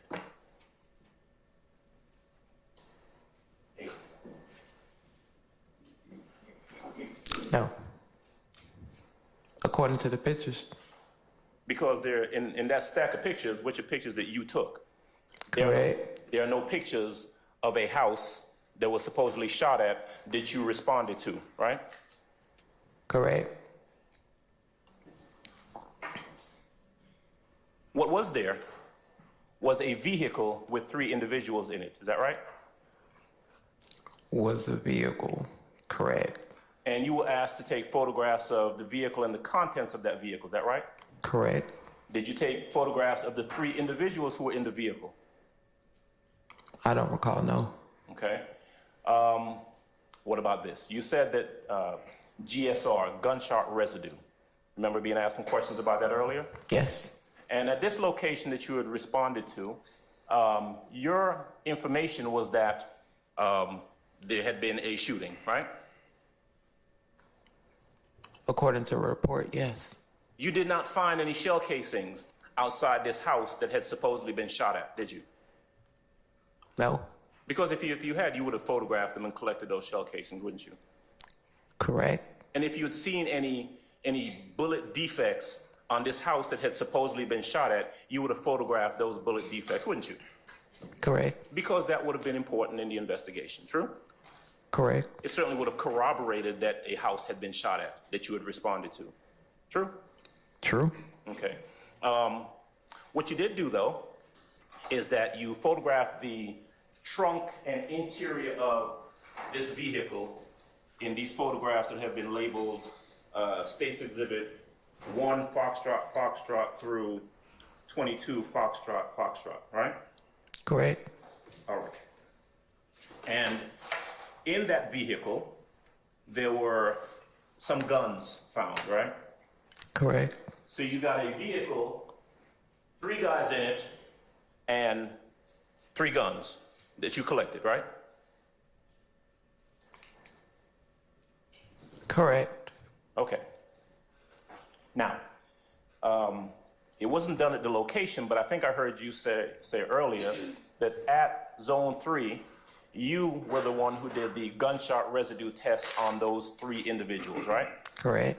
And I think if I wrote down your response correctly, you said there's really not a whole lot of technicality to it. There's a kit, you open the kit and you follow the directions, right? You read the instructions and follow the instructions, yes. Okay.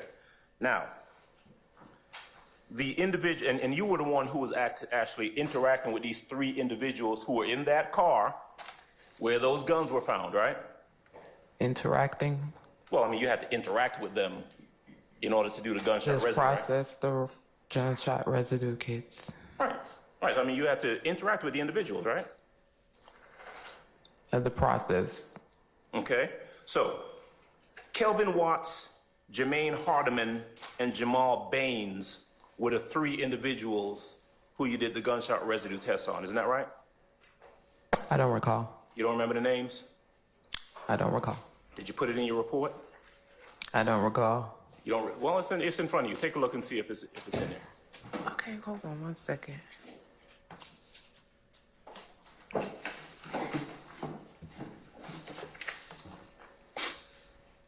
There's only one name on my report. Okay. What were the results of the gunshot residue test? I don't have that either. You don't recall? Maybe the GBI does, Okay. because that's where the gunshot residue kits go. Okay. And so, at any time after you performed the test, I presume you sealed it, right? Correct? Okay. You were never advised of what the results were? No. Okay.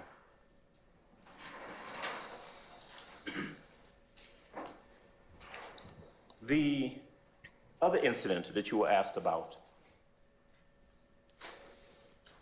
let's see, that would have been the Metropolitan Parkway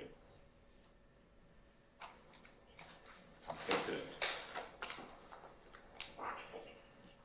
And that is the one where you took photographs that have previously been marked, identified, and entered as State's Exhibit 1, I guess that's indigo, to 61 indigo, right? Yes. Okay.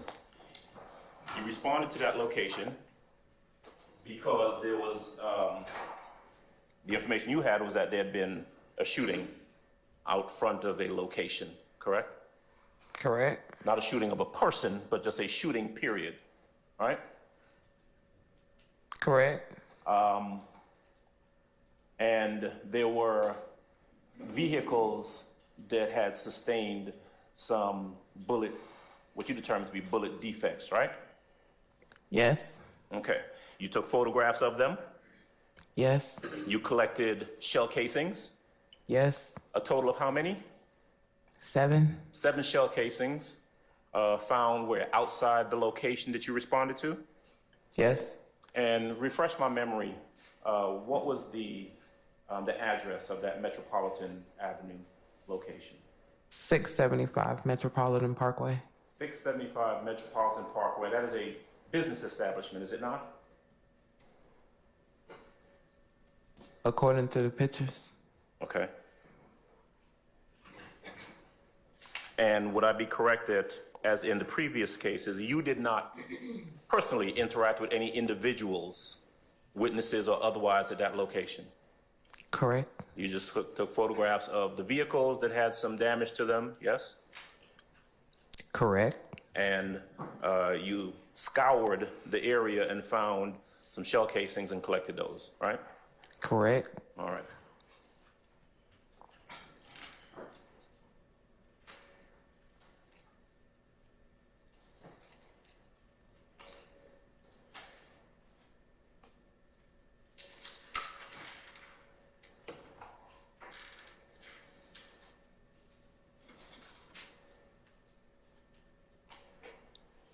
All right.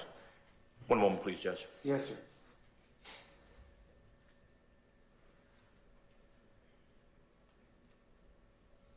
Thank you, Judge. That's all I have. Mr. Sharp, go ahead.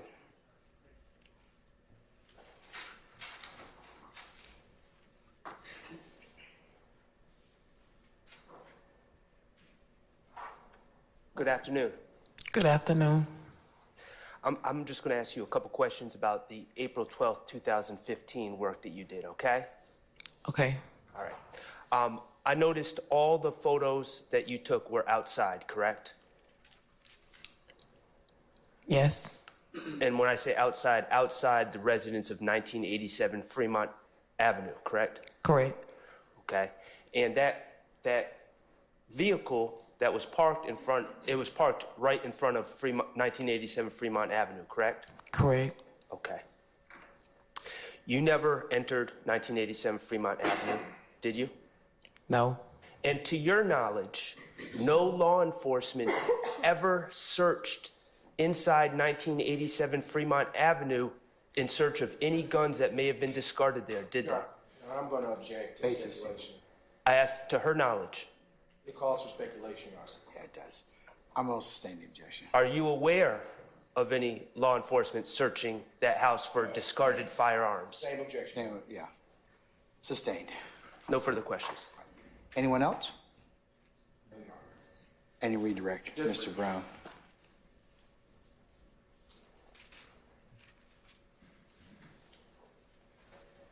I have a few questions for you, Ms. Robertson.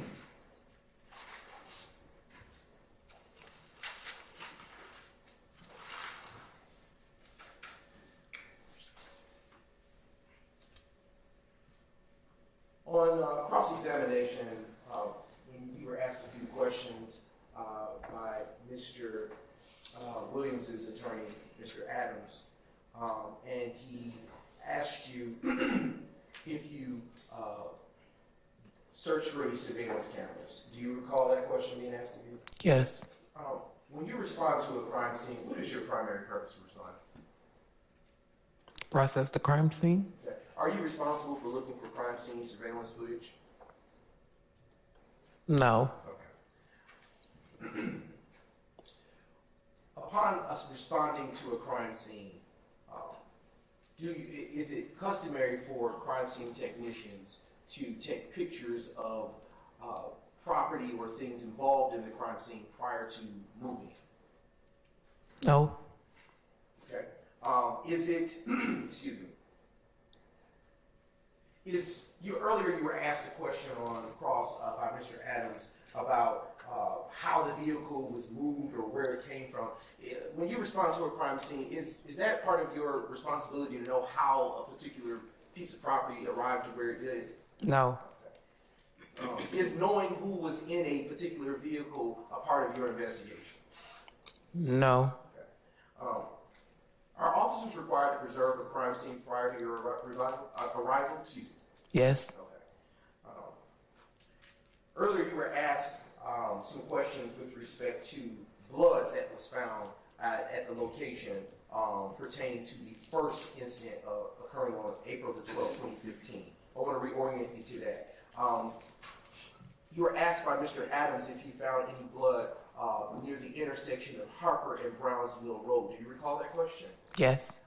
And your answer was, no, you didn't find any blood in that location. Do you recall that? Yes. But did you find blood at the 1987 Fremont address near the blue vehicle? Yes. Did you find any blood inside that vehicle? Yes. Where was the blood that you recall finding at that location? At 1987? Yes, ma'am. On the ground and in the car.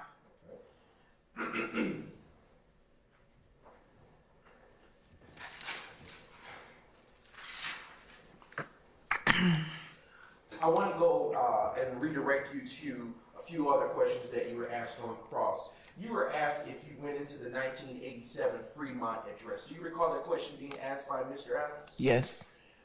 Were you aware at that time of any of the 1987 Fremont address, the residents at that address being involved in this particular shooting incident? No. Would you have had any reason with that knowledge to go into 1987 Fremont Street to take pictures of someone's home? No.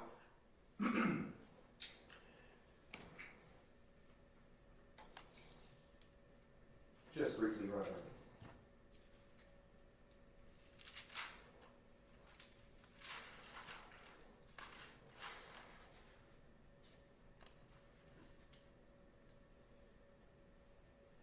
Earlier you were questioned about whether you spoke with anybody when you arrived to the 1987 Fremont address. Do you recall those questions? Yes. Is it your responsibility to question anyone upon your arrival to a crime scene? Not other than the investigator or the lead officer. Okay, whose responsibility would it have been to question any such persons if they were there? The officer. And to be sure, is it fair to say that you are a civilian employee at that time of the Atlanta Police Department? Yes. Okay.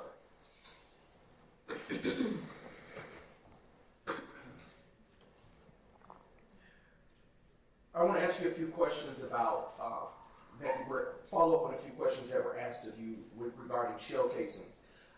Earlier on cross, you were asked about shell casings being found, if they were found in the vehicle, the blue vehicle, or outside of the blue vehicle. Do you recall those such questions? Yes.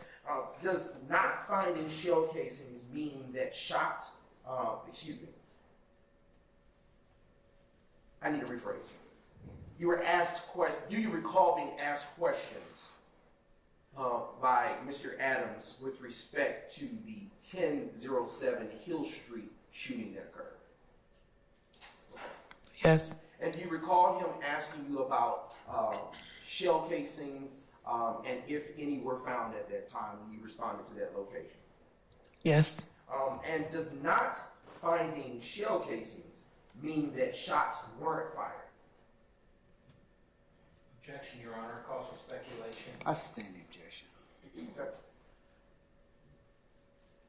I'll turn your attention to another question that was asked of you on cross by Mr. Adams. You were asked about gunshot kits. Do you recall those questions? Yes. And specifically, you were asked about the follow-up with respect to gunshot kits that are processed by yourself. Do you recall that? Yes. Let me ask you this. Is it your responsibility after having processed the crime scene to follow up on the results of a gunshot residue kit? No. Okay. Whose responsibility might that have been? The officer or investigator. Okay. Is it sometimes the case during crime scene investigations that more than one crime scene technician will respond? Yes. And do you know a crime scene tech where? Yes. Okay. And as it relates to the 1007 Hill Street shooting that occurred, do you know if crime scene tech where responded before you did? I don't recall. Okay.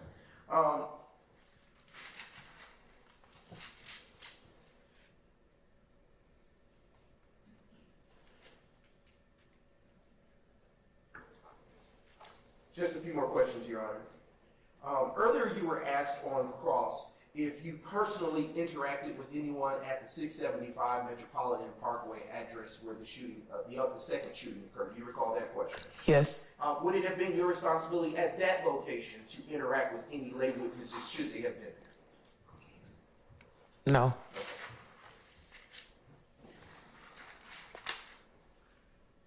And on cross, you were asked by Mr. Sharp, the attorney for Mr. Stillwell, if when you responded to the 4/12/2015 shooting, he asked you, were all of the photos taken outside or something to that effect. Do you recall that question? Yes. Would you have had any reason or basis to go into any home on Fremont Street? No. Okay. And why wouldn't you have gone into any home on Fremont Street to take photos? The officer or investigator wasn't there to tell me that or direct me that. I'll ask you a better question. Is it fair to say that you didn't go into any homes on Fremont Street because I sustain this to form. Okay, I'll rephrase, Your Honor. Where did the shooting take place that brought you to that resulted in you coming out to the Fremont Street location on April the 12th, 2015? Repeat that. Sure thing. To your knowledge, based on your report, where did the shooting occur that resulted in you responding to the Fremont Street on April the 12th, 2015? 1987, Fremont. Let me ask you a better question. does that, when you arrived, did you find, did the evidence that you collected, I'll rephrase, was the shooting inside or outside? It appeared to be outside. Just a few more questions, Your Honor.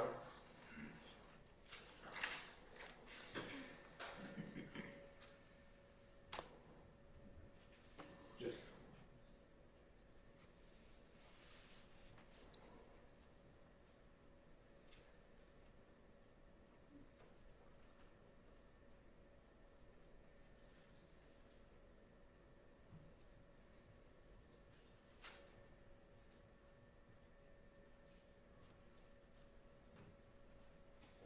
Just a few more questions for you, Mr. Robertson. When you were, and I'm turning your attention back to the April 12th, 2015 shooting to which you responded as a crime scene tech. When you arrived to the intersection of the Harper and Browns Mill Road streets, was there a white Dodge Nitro anywhere near that scene? I don't recall.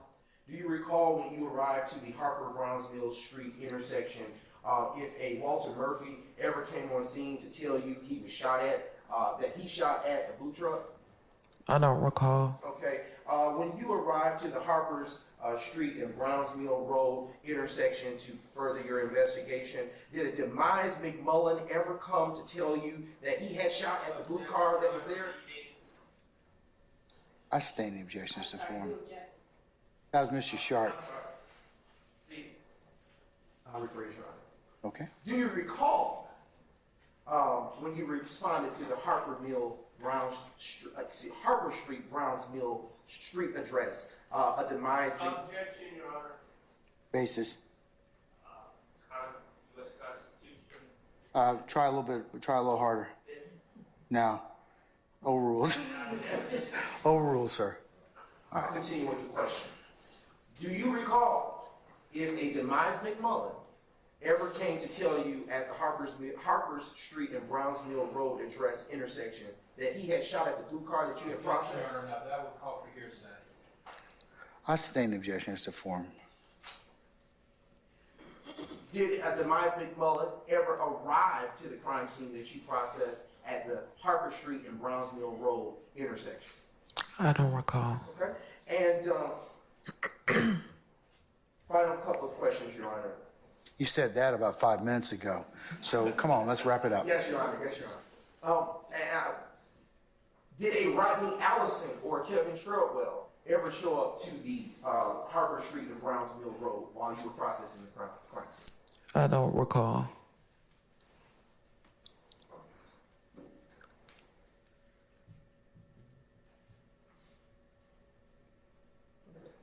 All right. And were shell casings found at Harper and Browns Mill Road? Yes. No further questions, Your Honor. Mr. Adams?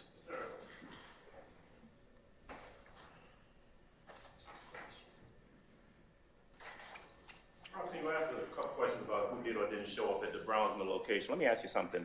When you got to the location where you saw the car and the blood, was there a Cornelius Davis hanging around to give you a statement about what had happened in that car? I don't recall.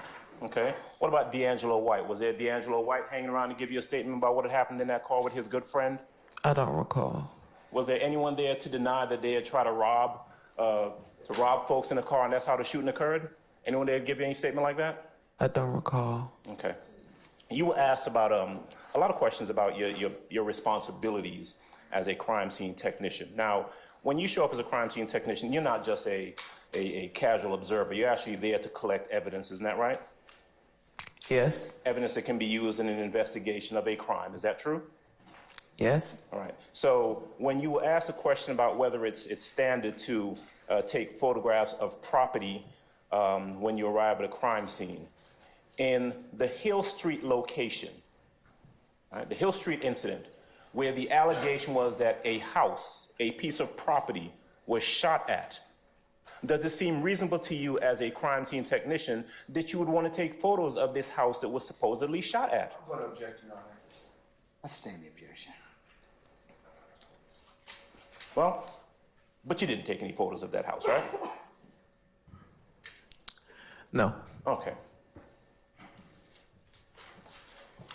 In regards to the questions that were asked of you about the Fremont location, and whether or not you would go in there to collect evidence, or whether you'd find any evidence in there, how do you know if there's any evidence in a house to collect if you don't even go in the house?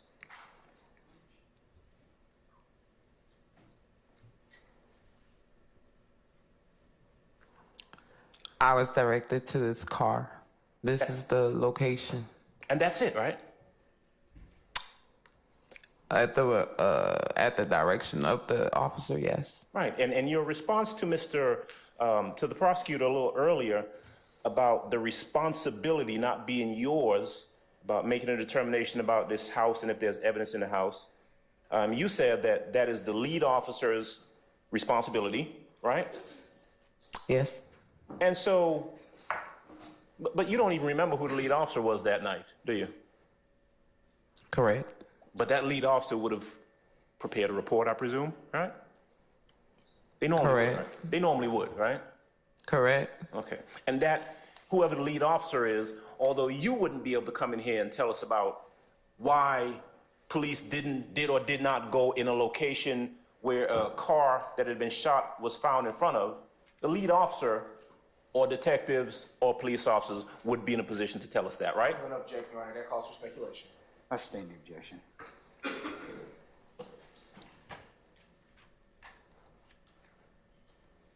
You were asked, almost done, that about shell casings, the fact that there were no shell casings found in front of the Hill Street location, that doesn't indicate that there wasn't any shooting there. You remember that question? Yes. Well, at the Metropolitan Avenue location, where there was alleged that there was a shooting in front of this structure, this property, you actually looked for and found shell casings, right? Yes. Confirming what had allegedly occurred. True? True. No shell casings in front of Hill Street to confirm, or even defects to the house to confirm the report of a supposed shooting that had taken place there, right? Objection, speculation, Your Honor. I sustain the objection. All right, that's all. Thank you, Judge. One question, Your Honor. Hold on. Anybody else? All right, we're gonna find out one question. One question. All right? Ms. Robertson, were there any shell casings found in front of 1987 Fremont Street? Objection, asked and answered. Overruled. I don't recall. Could you take a look at your report and tell me where it is that the report pertaining to the Fremont shooting?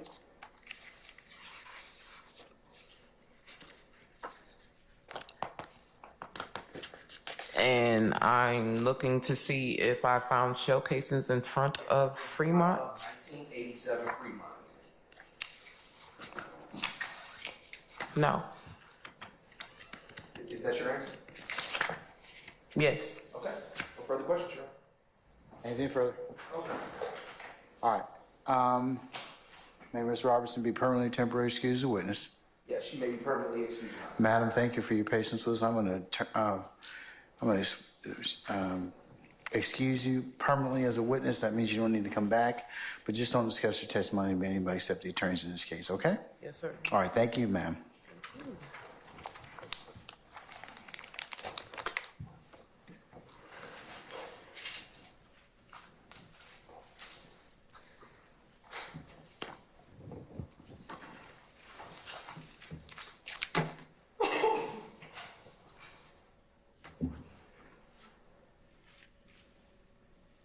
All right, call your next witness. Your Honor, may we be approached with a member of the defense, please? Yes, you may.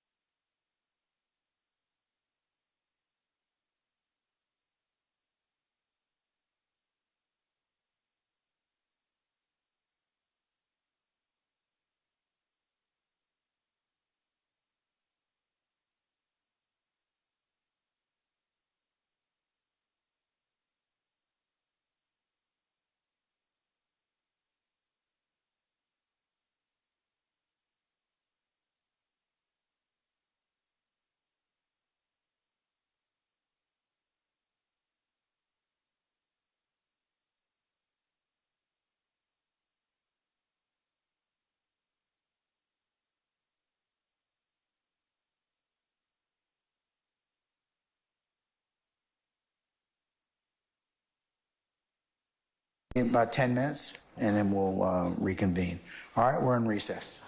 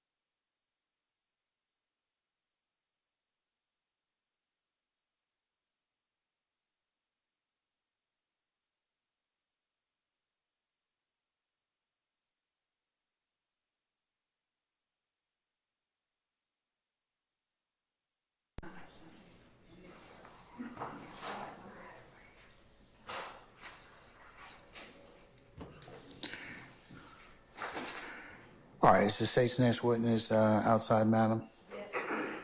All right, okay. Are jurors present, sir? Yes, sir. Okay.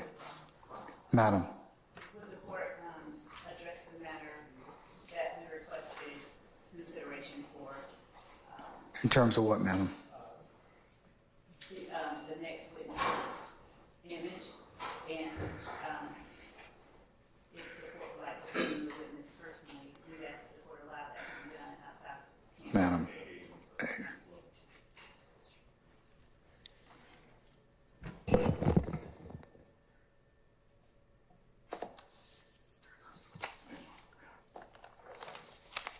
All right, Ms. Love, go ahead. Mr. Adams, and I don't think you can be heard. So could you repeat what you said, please? I ask that the court allow us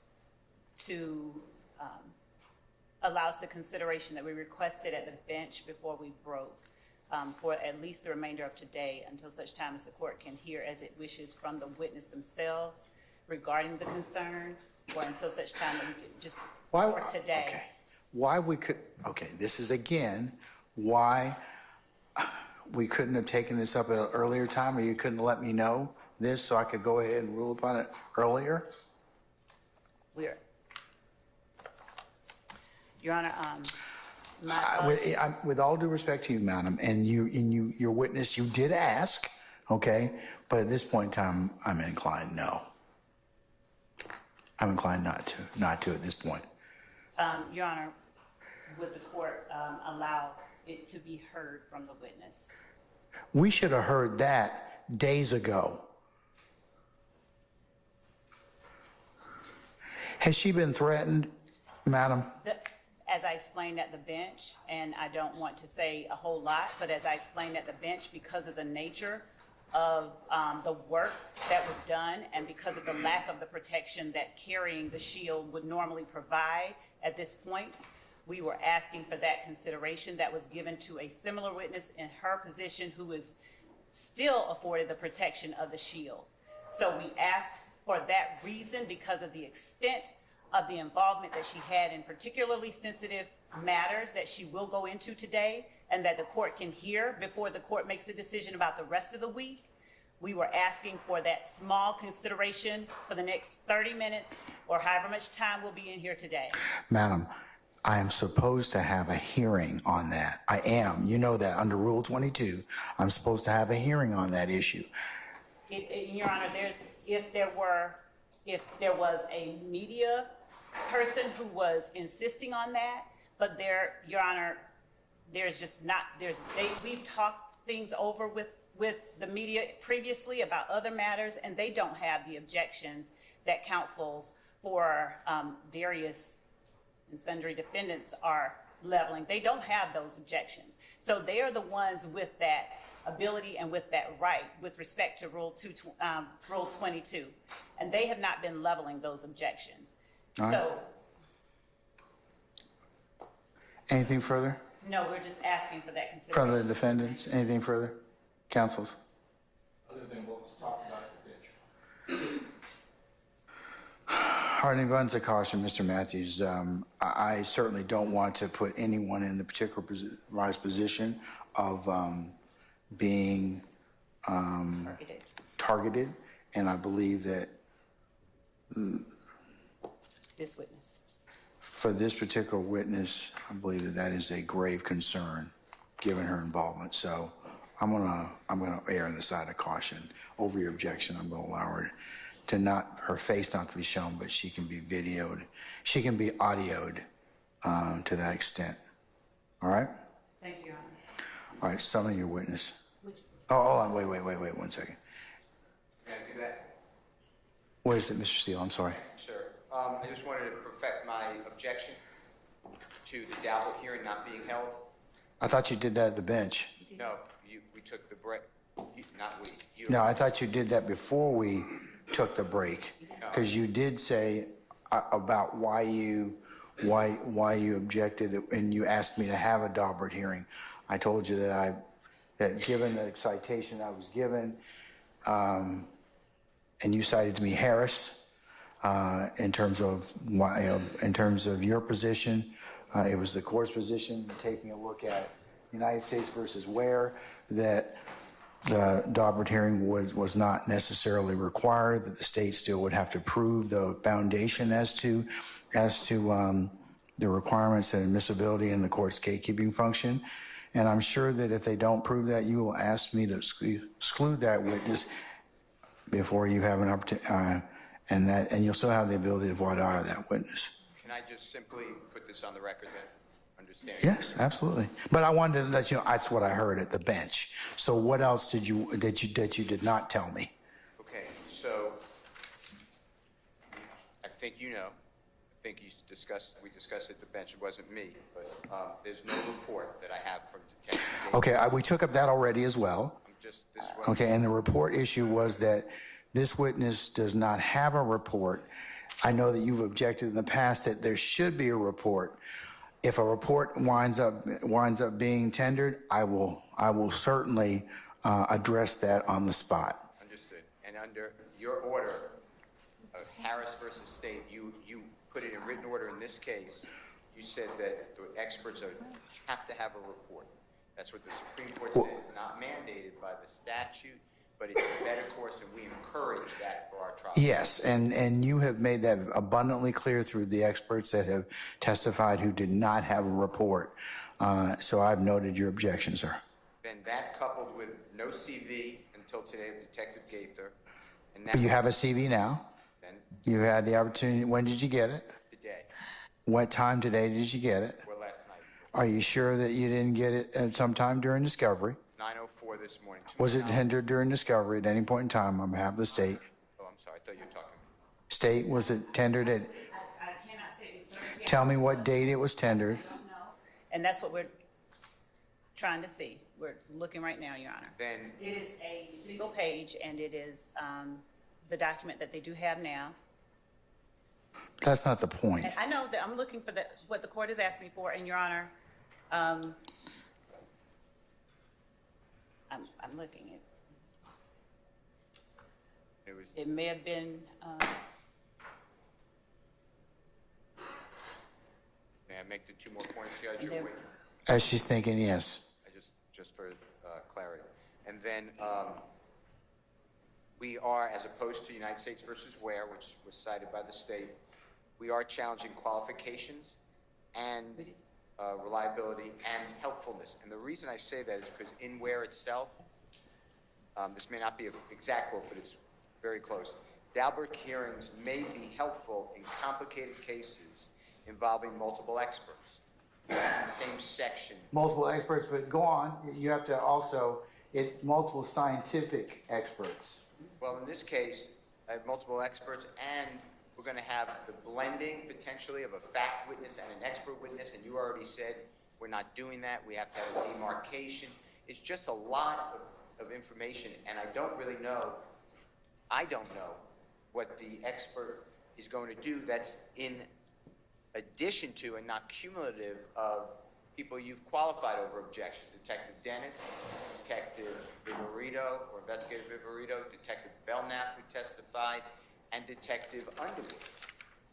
So, Your Honor, at some point, to me, you should, respectfully, we should hear why this is not cumulative. And that's what my objections are. And I appreciate you letting me make the record.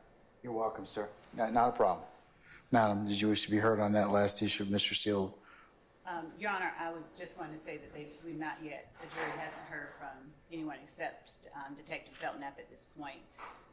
And Detective Gaither, we will be clearly demarking and letting the court know at what point we would transition over into anything expert related. My anticipation was today we were not even going to get to that point. So is the, I'm sorry. Go ahead.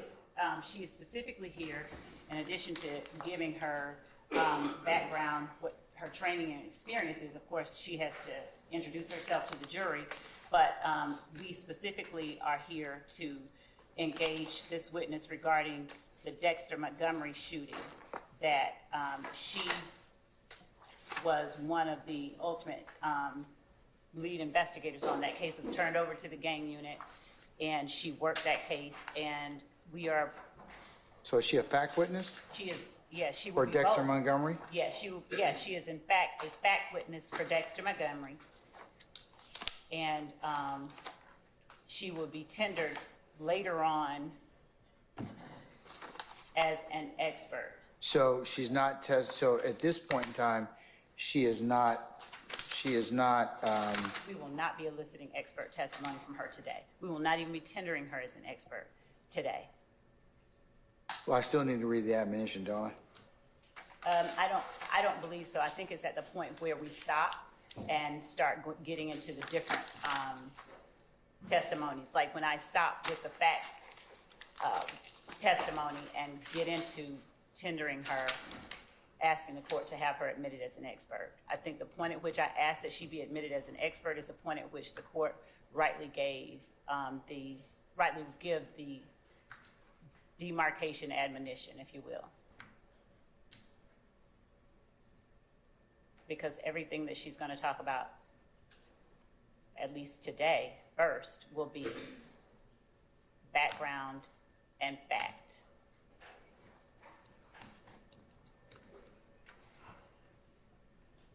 Her background with gangs, just the qualifications, but we will not be tendering her as an expert. But I correct me if I'm wrong though, but I believe that I did give the admonition before Investigator Belknap testified. I think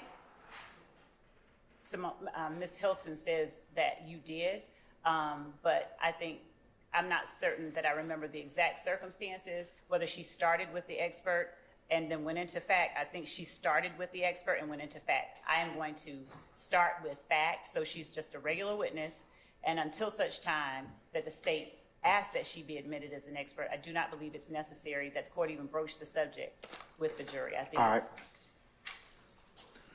Okay. Thank you. Yes, Mr. Short.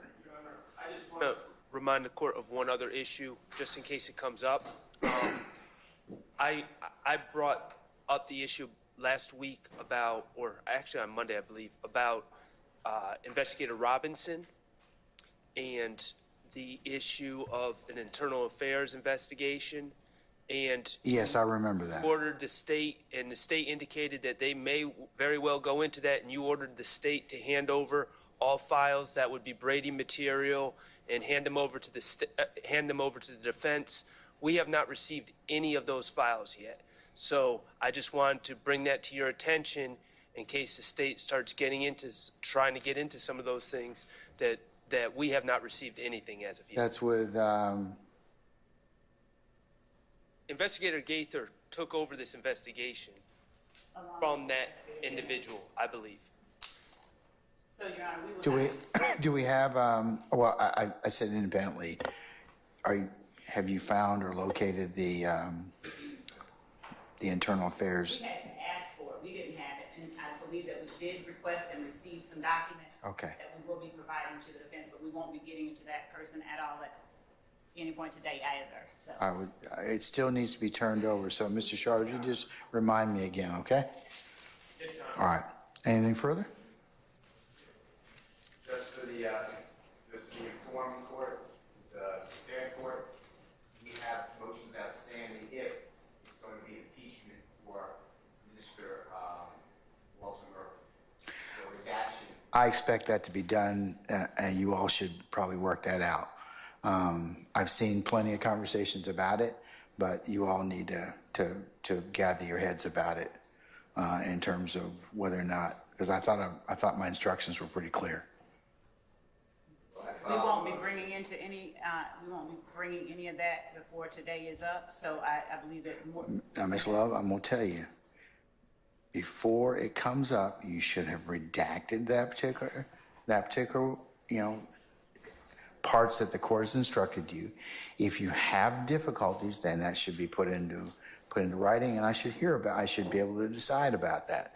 But I believe I ruled upon all of the Murphy statements. They added more. That's all it is to it. You're right, there's some additional, I saw that and there. some of it's in conflict with what one defense attorney asked for. And so the state is confused. So Mr. Shard in his motion asked for a particular portion involving Mr. Murphy to be redacted. Now Mr. Steele is asking for it to be in. We took it out. We already did the proffer. We sent over the redactions as ordered by the court. Mr. Steele, this morning when we talked after he reviewed, had some objections to what has already been redacted. And so we disagree. And so I don't think there's anything except for the court to hear those disagreements, because at this point, we disagree on these additional redactions. But we have done them pursuant to what we've discussed last week, earlier this week. Those are redactions that have been already turned over. And Your Honor, we don't, like I said, we won't be tendering those if the court will allow us to begin with the witness, and we can, if the court will allow us to further address those matters at the close of whenever the court sees fit today. I'd ask that the court allow us to do that outside of the jury being here.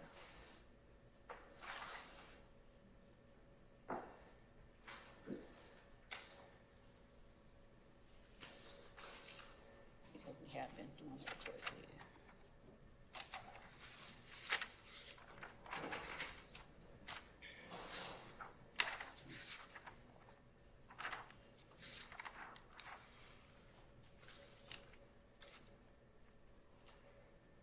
But we won't, yeah, there's no need to,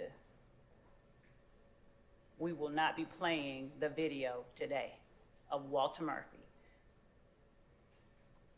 And I believe it's a matter that only the court can reconcile.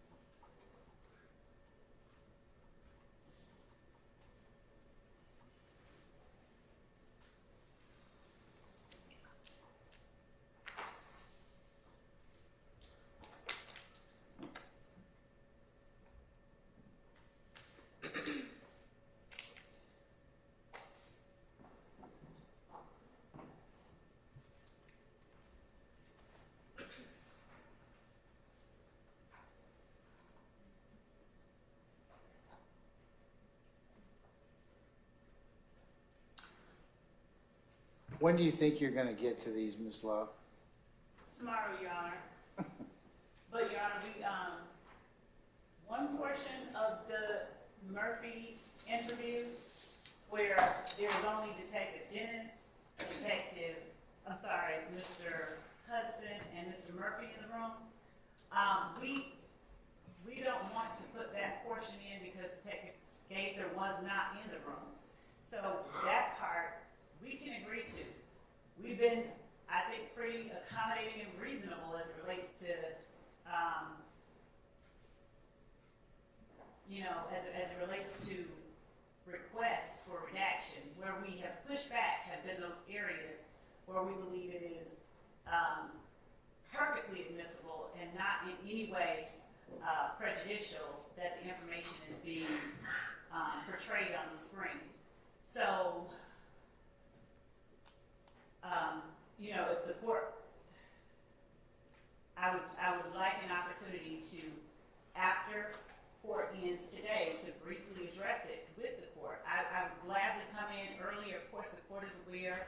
I requested that we come in at 8:30 every day and leave at 6:30. I have no problem with that. I would like to get matters addressed before the jury is here. I don't mind how early we need to come in. I'll come in at 8, 7:30. But I feel that to have us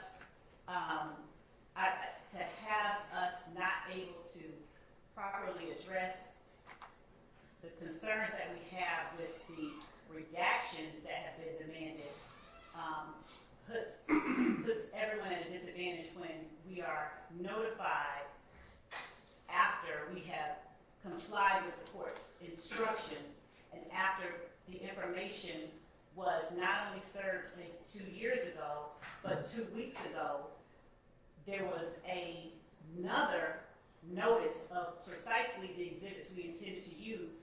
And the first time we hear about these particular redaction requests is the day we're putting it up. So it's a way that we are hamstrung.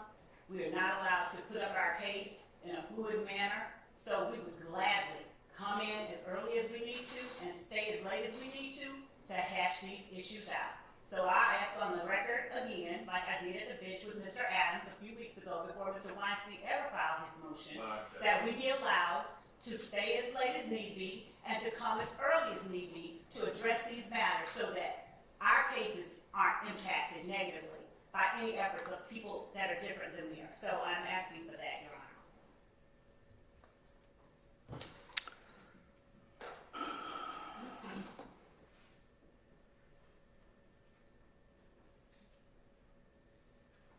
I'm going to dismiss the jury for today. Sergeant Ingram, summon our jurors, please.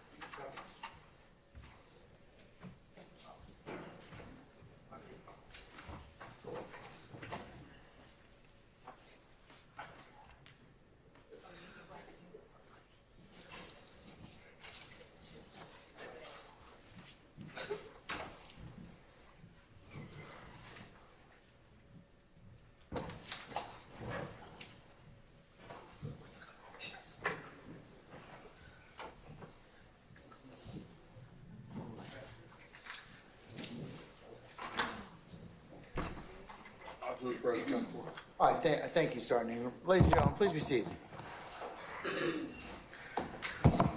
All right, members of the jury, it's almost 5 o'clock today, and I think it might be a natural stopping point for you for today. So with your permission and concurrence, I'm going to go ahead and recess you all for the evening. Any ministerial inquiry of me, ladies and gentlemen?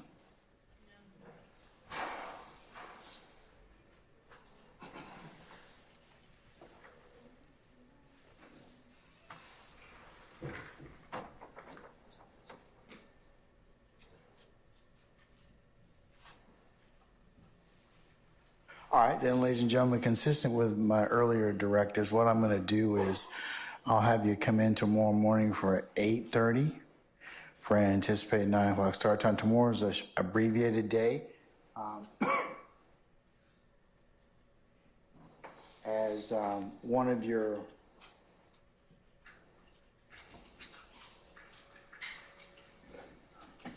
members has an appointment, so we're going to recess around 2, okay? To allow that individual to get to that appointment by 3.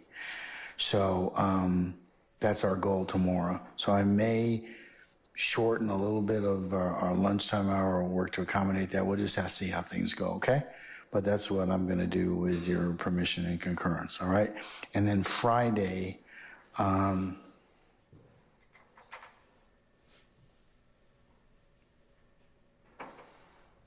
the 19th, we'll gather at 12:30 for an anticipated 1 o'clock start time, and then we'll go to around 5 or thereabouts, okay? All right. Unless you all have anything else, let's go through your admonitions at this point in time. Leave your notepads in the basket.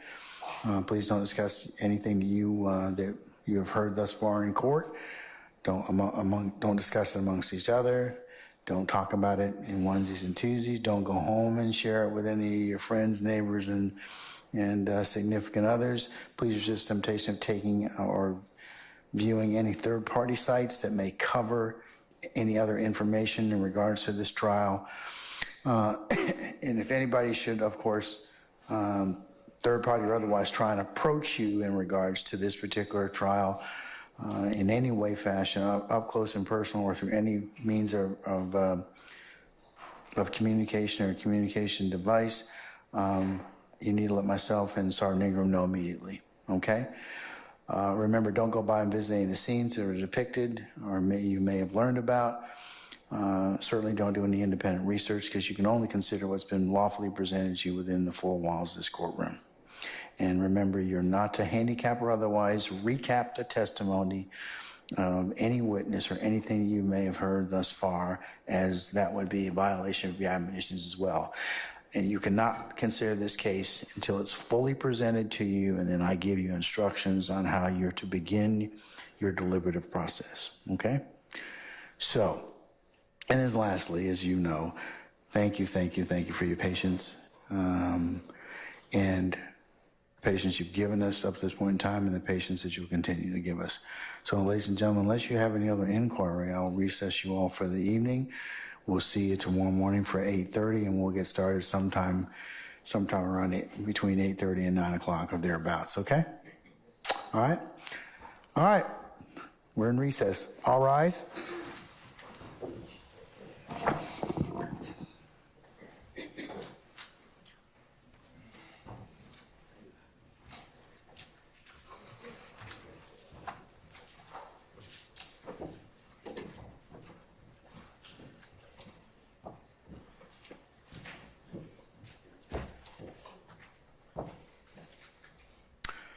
Okay, ladies and gentlemen, please be seated.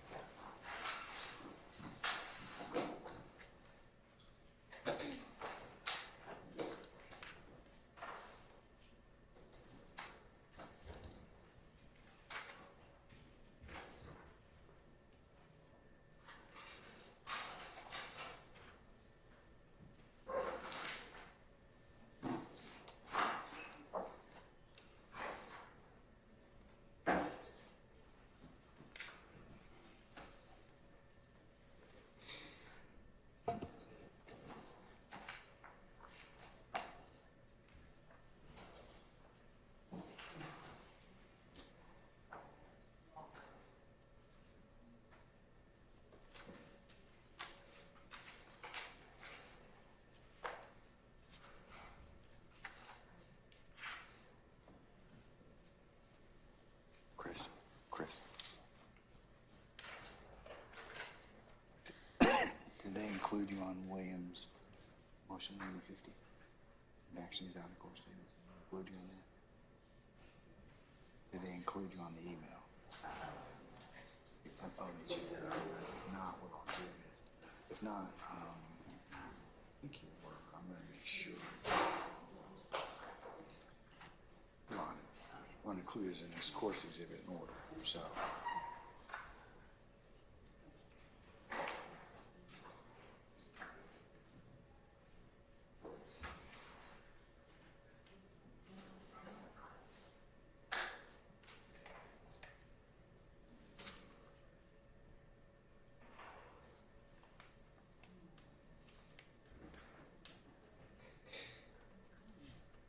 Okay, let me cover a couple of things before we deal with Mr. Steele's motion limiting number 50, which Ms. Weaver's already been included on, and I will include as the next court exhibit in order the email as well as the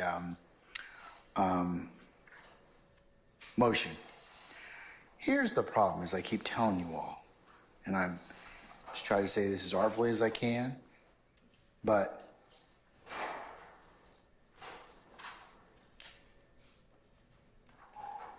the challenge that we've been having thus far is that while you all are advocates and think that your position is one that you may be able to introduce evidence, if there is a disagreement, I have to take it up. The problem is that this evidence or information has existed in discovery for the longest period of time.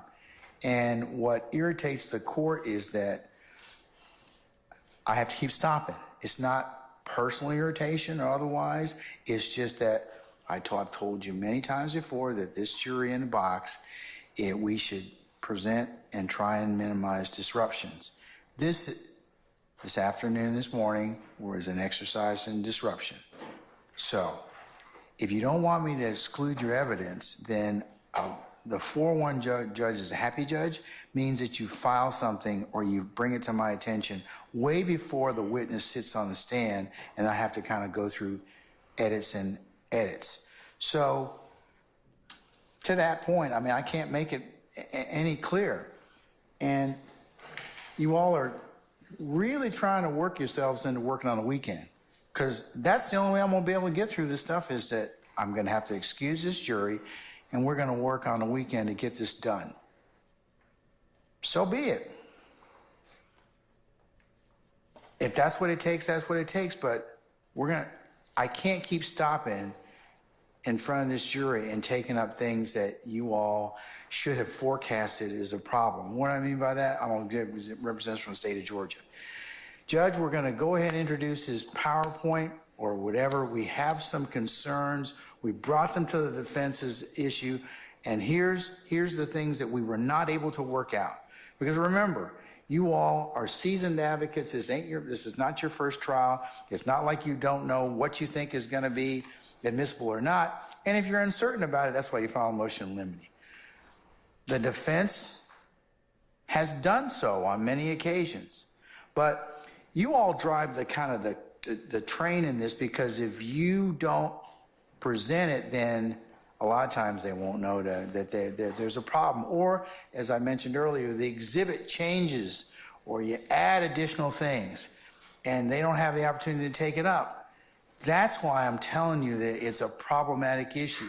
So that's what I mean by being forewarned. If you don't talk to your opposing side about this, that's where you're going to run into problems. Because I'm just going to start saying, well, if you haven't talked about it, it hasn't been presented to me, and the jury's sitting in a box, I'm going to exclude it. At this point in time, I am very frustrated, to say the least. And I'm just telling you that being forewarned is more than just 10 minutes before we go out, or coming early or staying late. There are some 30 people that have to get in this particular spot in one time.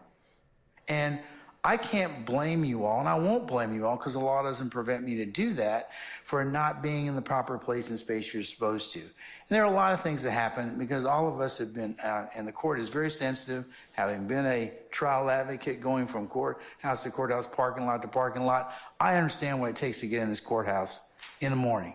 But you all have to be here a lot earlier, and you need to be sitting in your places. We need to be waiting on them, shouldn't be waiting on you. There are at least 6 sets of lawyers that have to get here. And you all should not be just sitting down when I get here. If I tell you to be here at a particular time, please be here and be in place so that I can go ahead and start.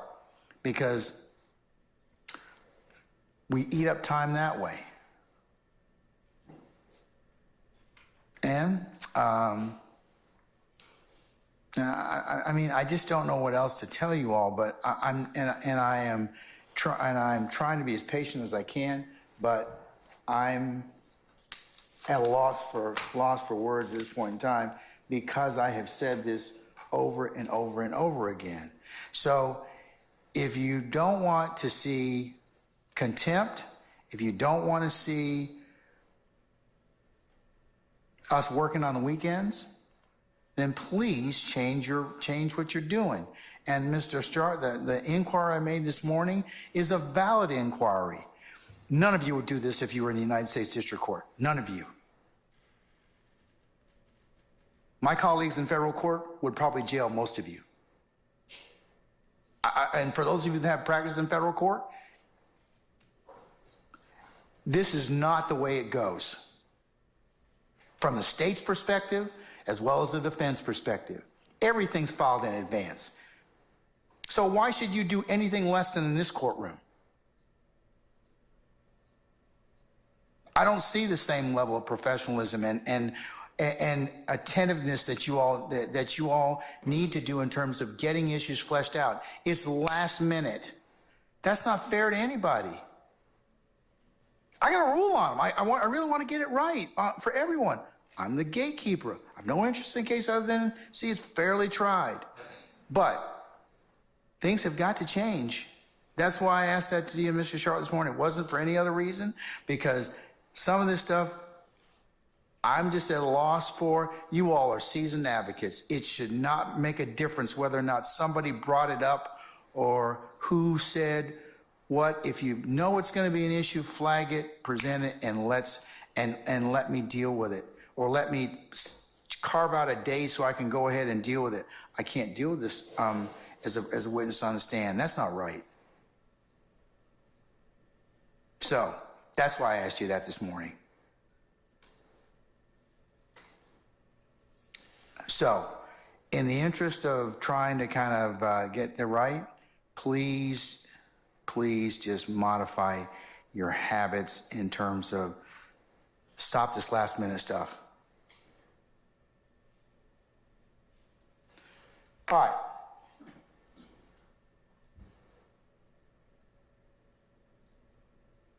Looking at motion in limine number 50, the redaction. All right, Mr. Steele, I have it. I marked it as the next court exhibit in order. So let's talk about it.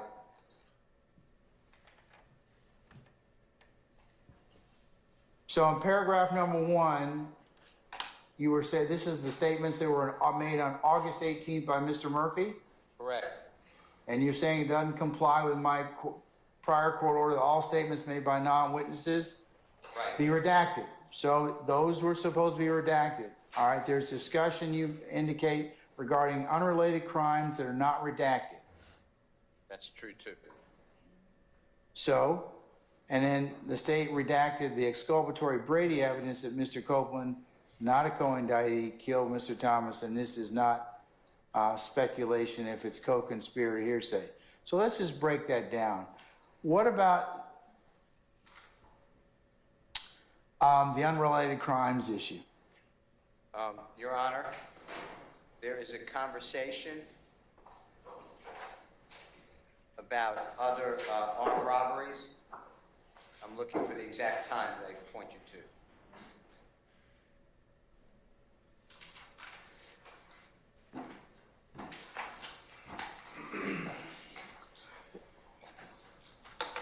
It's on the redacted version that we received this morning from the state.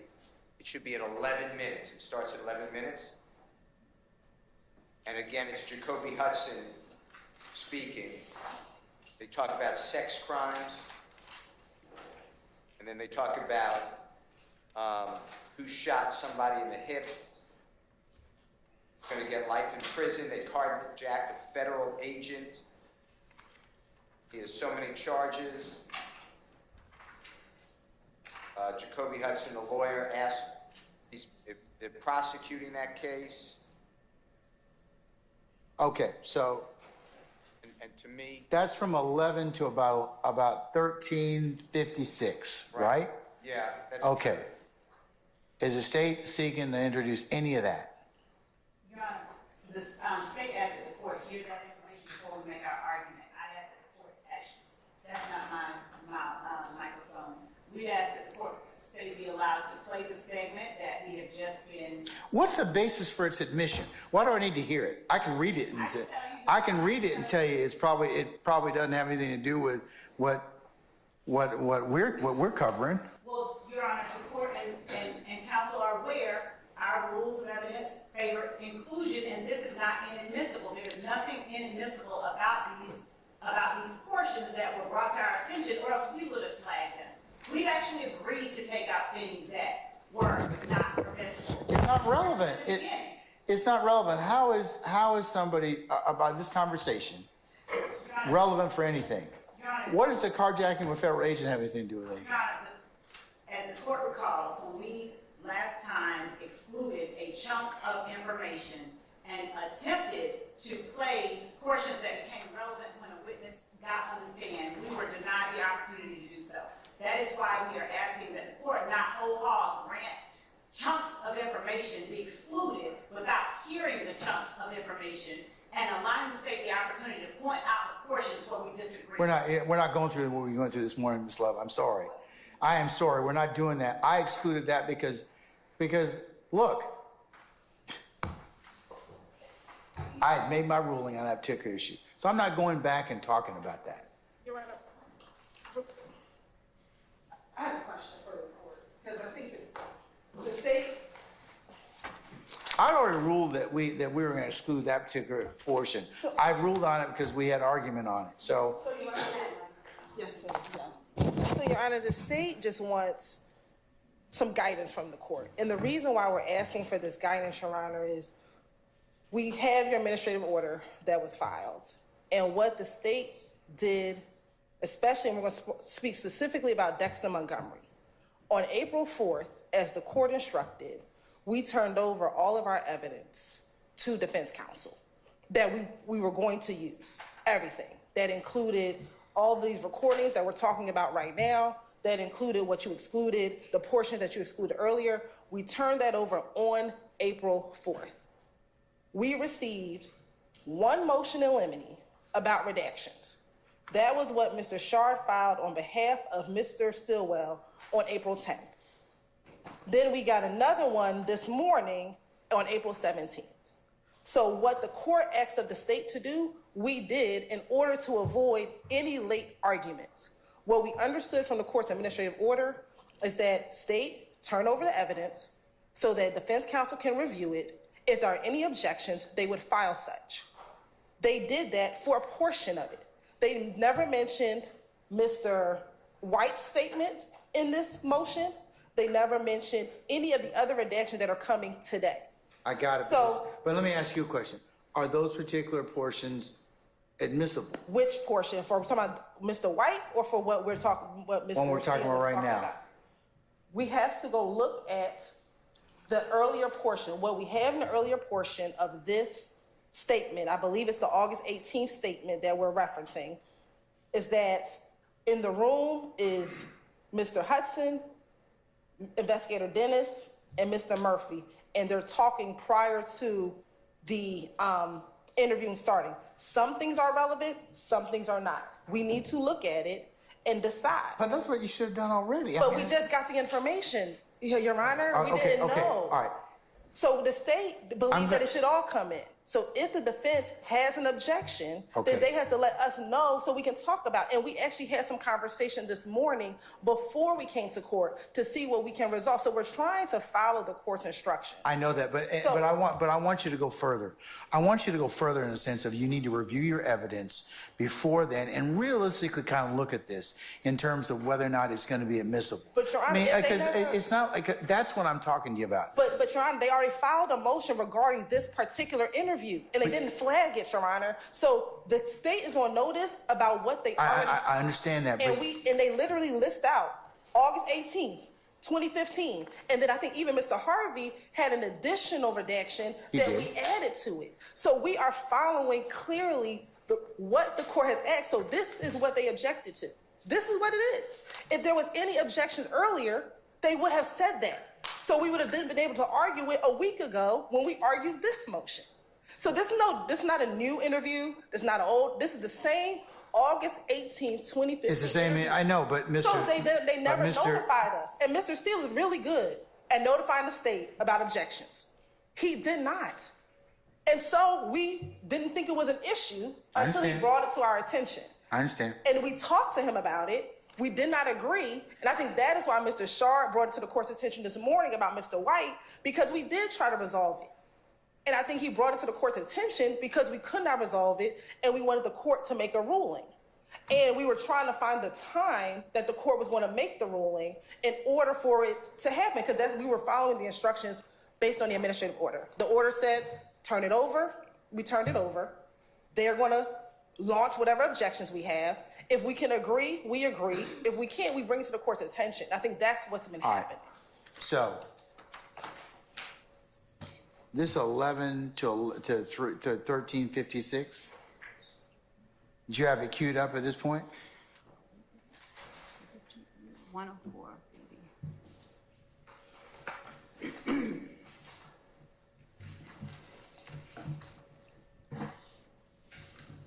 I understand what you're saying, Ms. Hilton. You're saying that two defense counsels have differing opinions as to what should be redacted or included. That's a different portion. That's not even this portion right here. That's later on. And we redacted based on this what now another defense counsel wants in. But again, we were not put on notice so we can have that argument and hash that out. So we're trying to follow the court's instruction. We want to move this case along, and we're not trying to prolong it. But there are going to be times where the state and the defense are going to disagree, and we just want to make sure that we are properly following the court's instruction. And that's what we want to make sure. And so we just want guidance from the court. Try not to, okay, I understand that, Ms. Hilton. Just try not to do that like hours before I need to come, because that should not be what I'm feeling right now, that's more the rule than the exception. And I don't want to do, and the court doesn't want to do that anymore. So what I'm asking is, if we disagree, if we talk about it and we disagree, should we then notify the court that we've discussed it and we still disagree and we think there needs to be a motion? I mean, we need to have a hearing, excuse me. So I just want to make sure that the court, before coming to court, is fully aware. We've talked about it, we disagree, we may need a hearing so that the court is aware. So I just want to make sure we're following. The earlier the better, because then I decide whether or not the jury comes in that morning, how long we need to do it. Do we need to work the weekend? What time do we need to come and deal with it? But the more in advance I get a chance to look at it, like I said, And I believe that Ms. Love. but this is not the way to do it. This is not the way to do it. And I think we tried to make calls earlier this week to defense counsel. Those calls may not have been returned, but I know that Mr. Shar was dealing with some things as well. So there could have been a variety of reasons why those calls were not returned, but we were making calls as well to get this resolved in advance. So we want the court to be fully aware. We're not trying to wait till the last minute. Trust me, we are not trying to delay anymore. We want to get this case moving along, but we want to make sure that we're following the court's instructions and not having evidence excluded after following the court's instructions.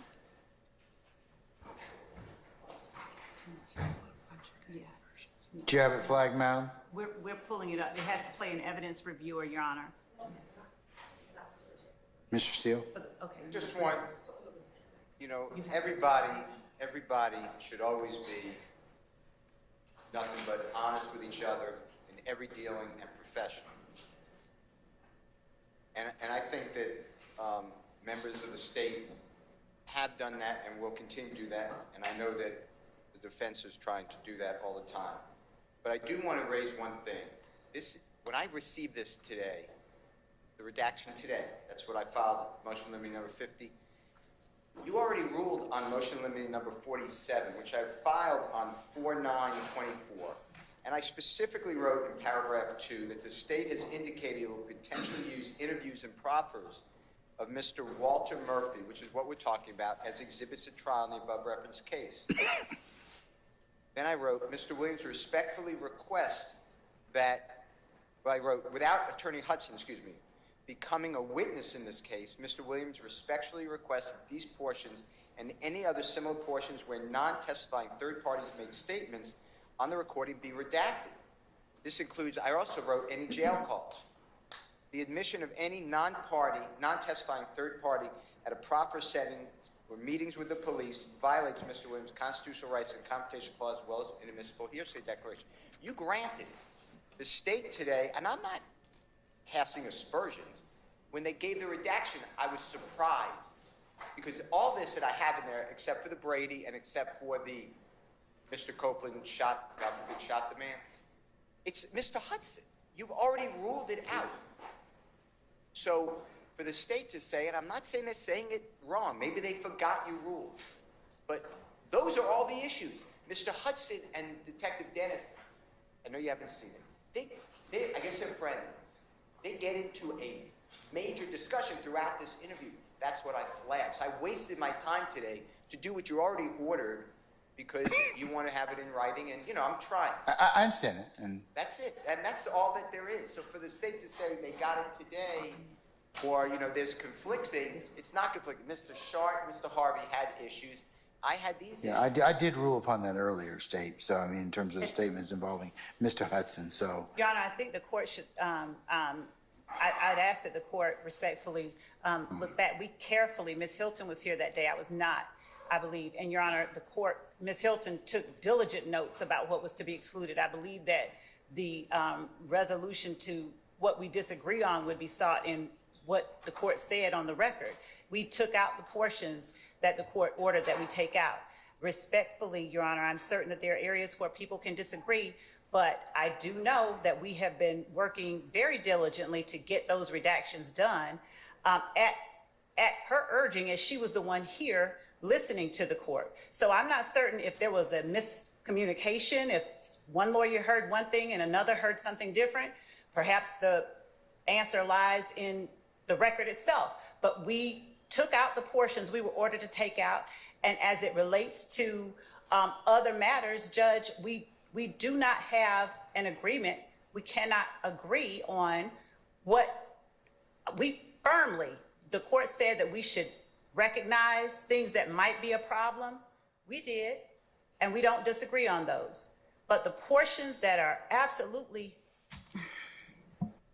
not impermissible, Your Honor, and that are only brought to us as a problem, the night before the witnesses to take the stand, we cannot read minds. They're entitled to argue about anything, but we have tried, and many times more Ms. Hilton than I, but we have seriously tried to be extremely accommodating and to anticipate problems. But when we firmly disagree as to whether or not certain portions are permissible, not permissible, relevant, not relevant, that's the place where we have to come to Your Honor. And respectfully, Your Honor, that's what happened today. We were blindsided. And with the way that if the defense counsel is allowed simply to make an objection, and we didn't come up with whatever thing they found in some way could be possibly in another universe inadmissible, then the court has told the state that this court will exclude the state's evidence because they came up at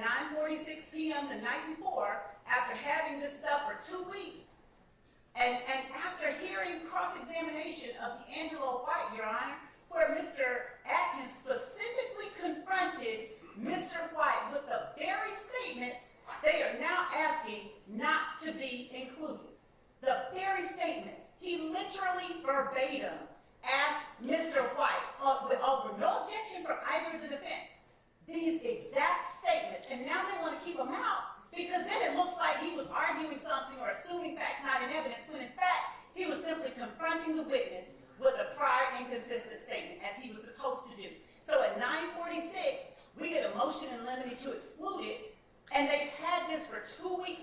we were going to do exactly that. After Mr. White took the stand, they knew we were going to do exactly this. So we literally have been talking to them. I've called and said, talk to me, call me. Here, I've been told on the record, we don't want to talk to her. Literally, that's what was said on the record. We don't need to talk to her. And so, Your Honor, I'm begging the court not to hamstring the state and leave it in the... I'm not trying to hamstring you, madam, but I want you all to be prepared. It's ridiculous. And we have been, and we literally told them last night, we are sending over this final round of redactions. But I do And not. then we get this whole list of things. I mean, it's disruptive. You know, we get it at 9:46 at night. And it's not fair to anybody, frankly. The defense, the state, the jurors, the court. It's not fair to anybody. Well, stop doing it then. I mean, that's the But, problem. Your Honor, we That's the can't thing. do Stop that. doing it. And we have anticipated a lot. But the things to anticipate, to anticipate, Your Honor, not. Madam, I'm Yes, Your Honor. I'm kind of just, I'm tired, okay? I really am. I really am. Mr. Sharp. I'm gonna try not to belittle the point, but we at this point we have filed motions, and I have been filing motions the day before, and Your Honor has said certain things to me, and I accept that, and I'm not complaining to the court, but the things that I have filed in those motions are legal arguments that I never thought I would have to make because I did not think the state would ever try to admit such evidence. Because we have all gone to law school, we all know what hearsay is, we all know what inadmissible evidence is, we all know what irrelevant evidence is, we all know that we wouldn't play recordings that talk about unrelated crimes, wholly unrelated crimes. We all know that we wouldn't play recordings where people say what other people said. So that's, respectfully, Your Honor, and maybe I haven't articulated, that's why I haven't filed these motions. But when I see the state put in their anticipated evidence coming forward through Investigator Dennis, a PowerPoint presentation that is just full of hearsay and full of incomplete, irrelevant, extraneous information, then I actually was put on notice at that time. I said, the state really thinks there's no rules to this. So I really need to start flagging everything. I was not trying to be disrespectful to the court by waiting to the last minute. I didn't think it was necessary to say, I want the state to follow the rules of evidence in the presentation of this case. I am now on notice, and I will be flagging everything I can think of and try to have a happy judge because it will be you will be a forewarned judge. But I want you to understand that that's where I'm coming from. I understand. And so a lot of these things, I just didn't think we'd need to argue about. All right. Let me hear the statement, the audio from 11 to 13:56.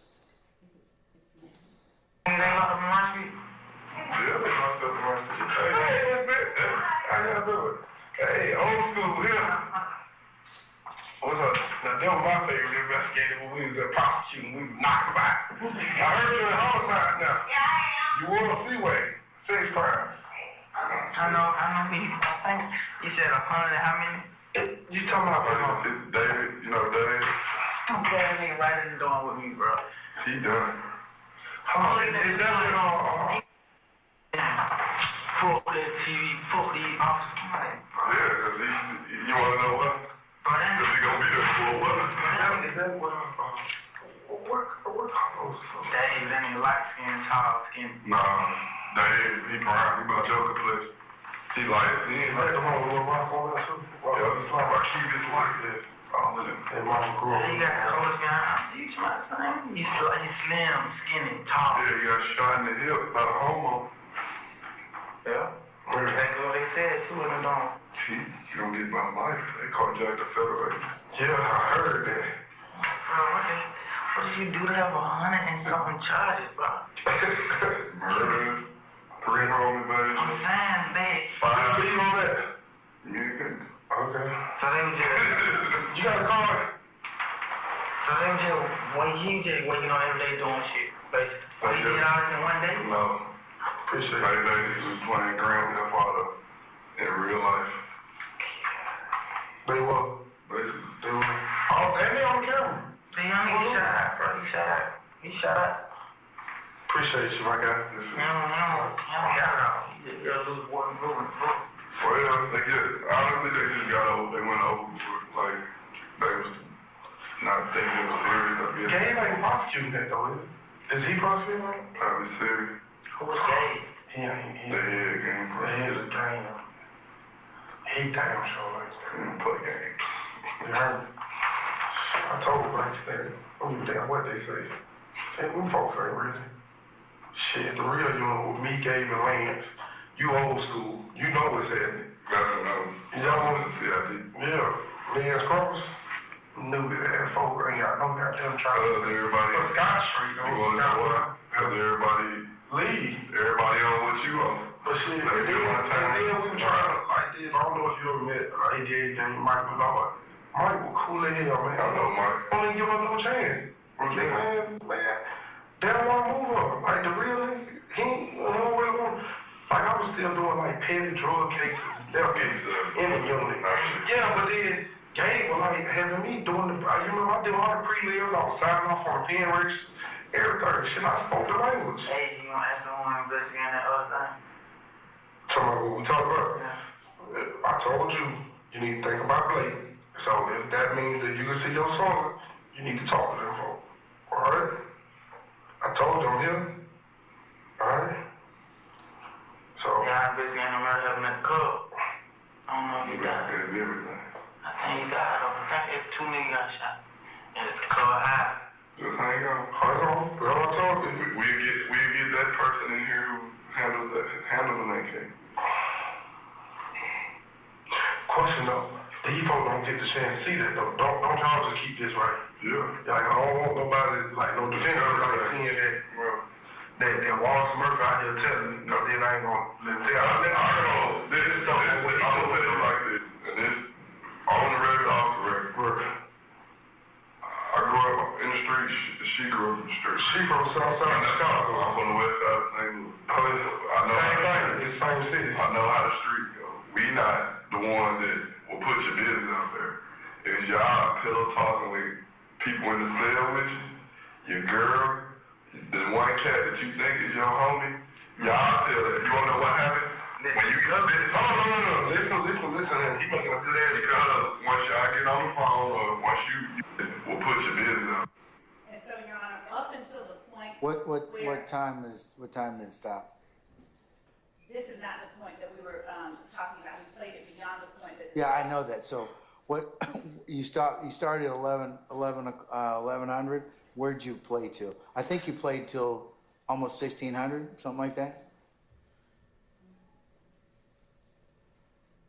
We played till it looks to be 1607. Okay.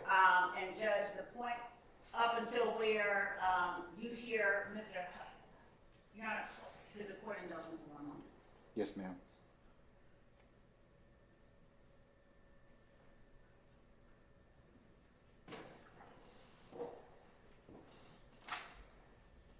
Your Honor, I apologize to the court if the court was not on one.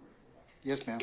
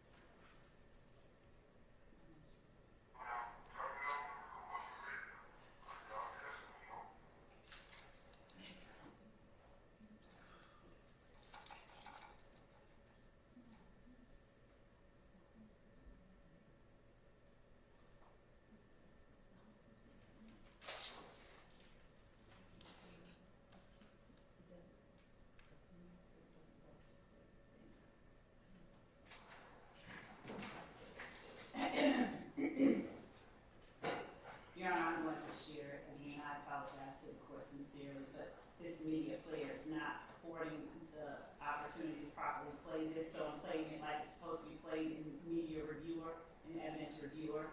And I sincerely apologize to the court for taking up more time than I should be.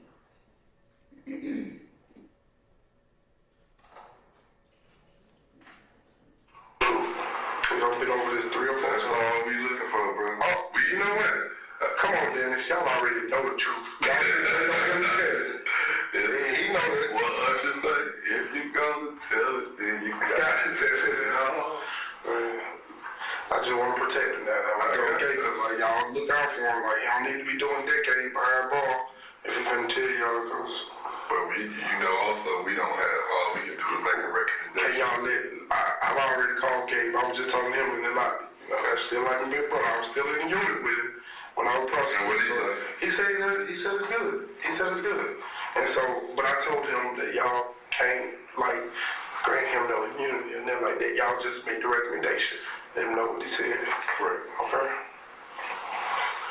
That's why a lot of guys think as soon as they talk to us, he know that, like, we got a wine where we can be like, give him a bond. Right. He know that don't work like that, bro.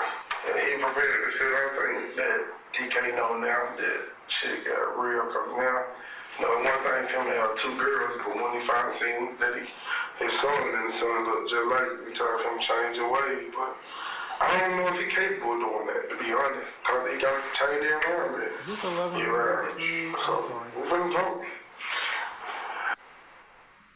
What is this section you're playing me now? Because I wanted to hear 11 through 1356, and I heard it already, even though... 2 South 47. What was it you were going to tell? Because I heard that, I've heard through 1607. Okay. That's what you told me. So the part that we were saying we had no problem up to was the point, and we were trying to find the timestamp where he said, I told you, where Mr. Hudson is imploring Mr. Murphy to think about his son. And that if that means he can see his son and talk to them folks, all right? So when Mr. Hudson is encouraging Mr. Murphy to be candid, that portion, up until that portion, we have no problem with. But given the cross-examination and the questions that have been asked and the answers that were given on the stand, we believe it is very important that the jury hears, because Mr. Murphy said many times, as the court is aware, he would have done anything. Well, the jury should hear what Mr. Murphy heard and how, what his reaction was, because that's what we're asking for it to be admitted for, what the effect of the words of the people around him had on Mr. Murphy, because the argument has been made already and will be made throughout this case. Mr. Sharp's whole opening was about blue denim something or another, Fulton County. And so the argument is being made that people are attempting to lie their way out of having to spend more time in jail. When you have a piece of evidence where a person whom a witness trusts is not threatening him, and no one in the room is threatening him, but he is being provided a nurturing kind of environment and being encouraged to just be honest and think about his children, the state believes that it is a very important part of this witness's prior inconsistent statement that the jury should hear. The jury should hear the effect of Mr. Hudson's words on his client at that moment. We have both detectives in the room. It's not a hearsay issue. We're not offering Mr. Hudson's statement for the truth of the matter asserted. We're offering them for their effect on Mr. Murphy, who has now come in and said something way different than what he said during his interviews. So, Your Honor, up until this point right here, up until the point where where he says where Mr. Hudson tells Mr. Murphy, you need to think about Blake, the state has no problem with, because it doesn't deal with him and this negotiation that he is engaging in. They're just having small talk. We are perfectly amenable to taking out up until that point, and we will get that correct timestamp for the court and make certain that we have that to the court.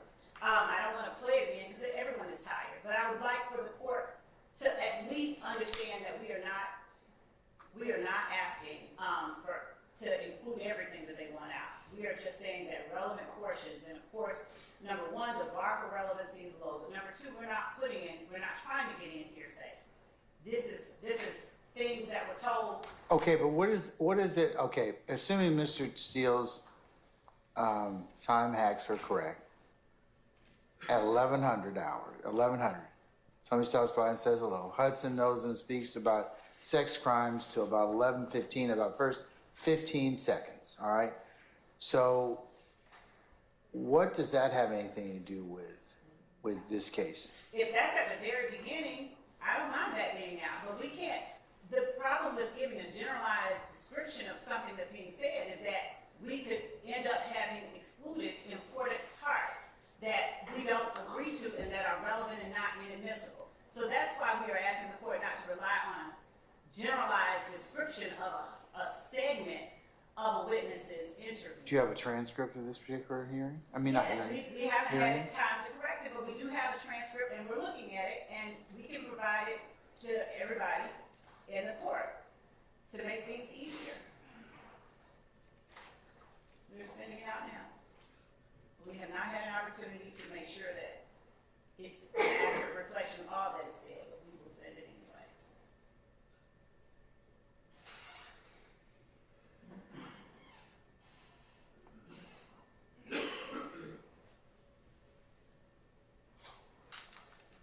Let me ask y'all, well, that needs to be corrected, but,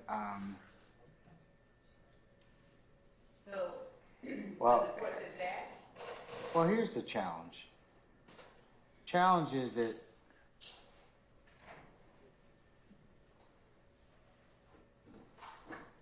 you need to, or it seems like you need to have a transcription of the tape so you can kind of figure out, well, what was said, so that you can get the exact time marks. So, an agreement. We agree with that. And you don't have that, and that hasn't been sent out. We have it now.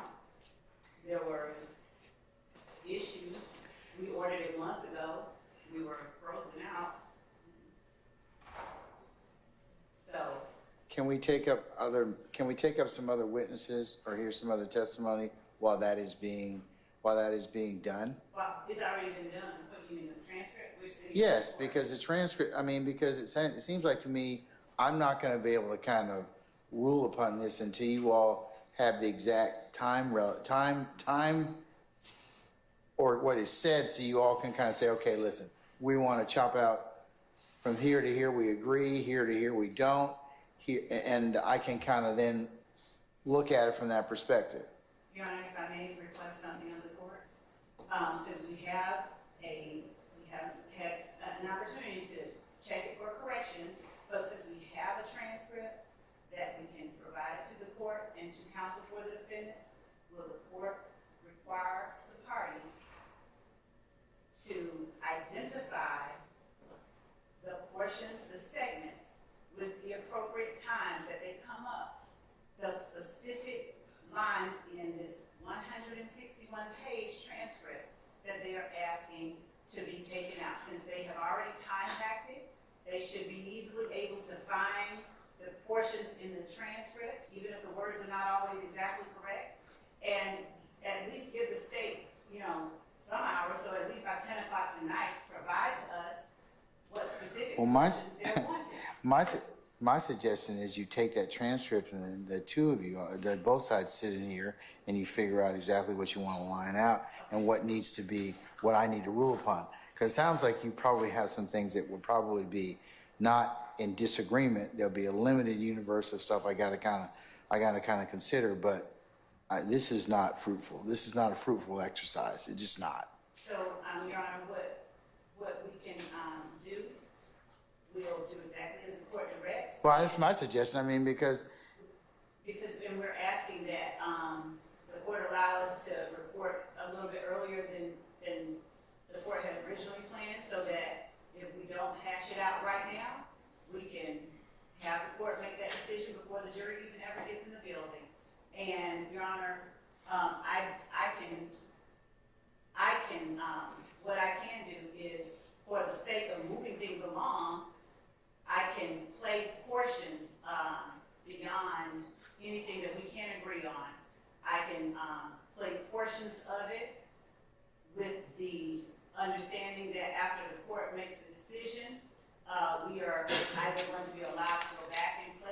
direction, or we'll just keep moving on without it.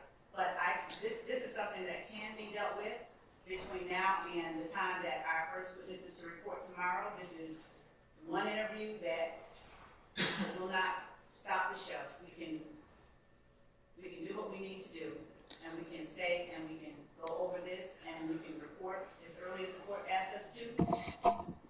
And we can send a report of our ability to work through it to the court this evening. So the court is on notice as to what we were able to agree on and not. And we may even come up with a solution that's acceptable for everybody. I don't know. But we're willing to stay until it's done. Mr. Sharp, I saw you just rise. Your Honor, two things. We have already identified those portions, but the other larger issue that I don't think you've identified them with they don't match. I mean, because theoretically, what you have and what Mr. Steele has and what the state has should all be in the same. Like the first one I heard, I didn't hear all the words. The second one I heard all the words.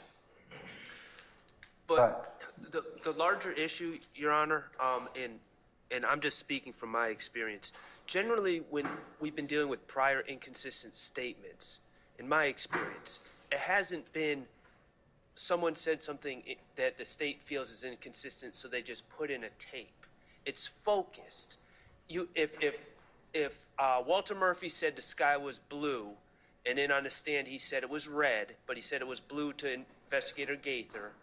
Investigator Gaither, when you spoke to Walter Murphy on January 1st, 2023, didn't he say the sky was blue? And then that's how they get in the prior inconsistent statement. I don't really understand why we're playing just these lengthy tapes to impeach people, because it's not focused on the inconsistent statements. And that's why we're getting in Jacoby Hudson giving, friend talk between Jacoby Hudson and Investigator Dennis and all these other extraneous things, because we're not focusing on the discrepancies.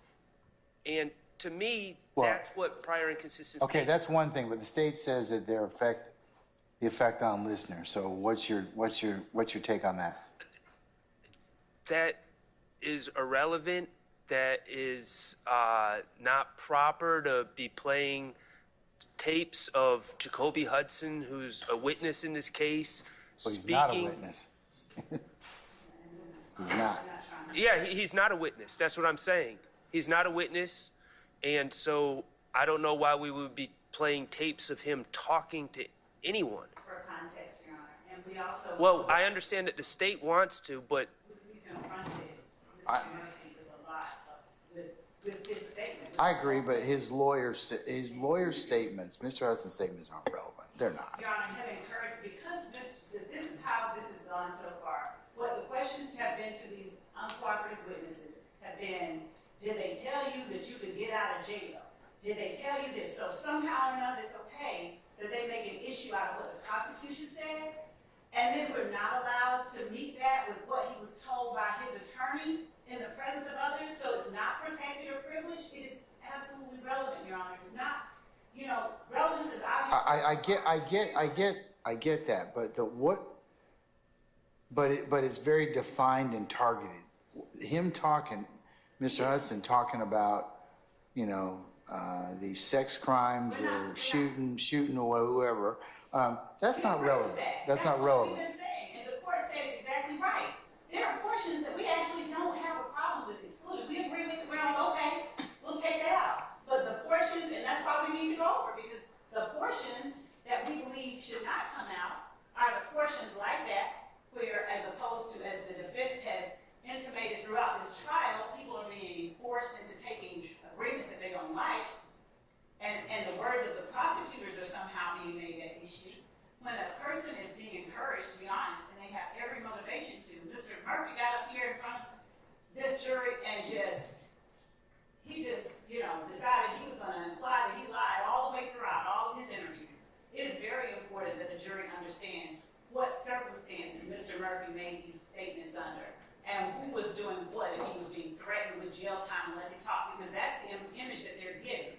they are asking the court to exclude the state's relevant portions of these interviews with Mr. Murphy and the detectives in this case with his trusted friend. If the court remembers, on cross, Mr. Murphy was asked about his relationship with his lawyer. And on cross, he was asked about whether or not Mr. Hudson paid his bond.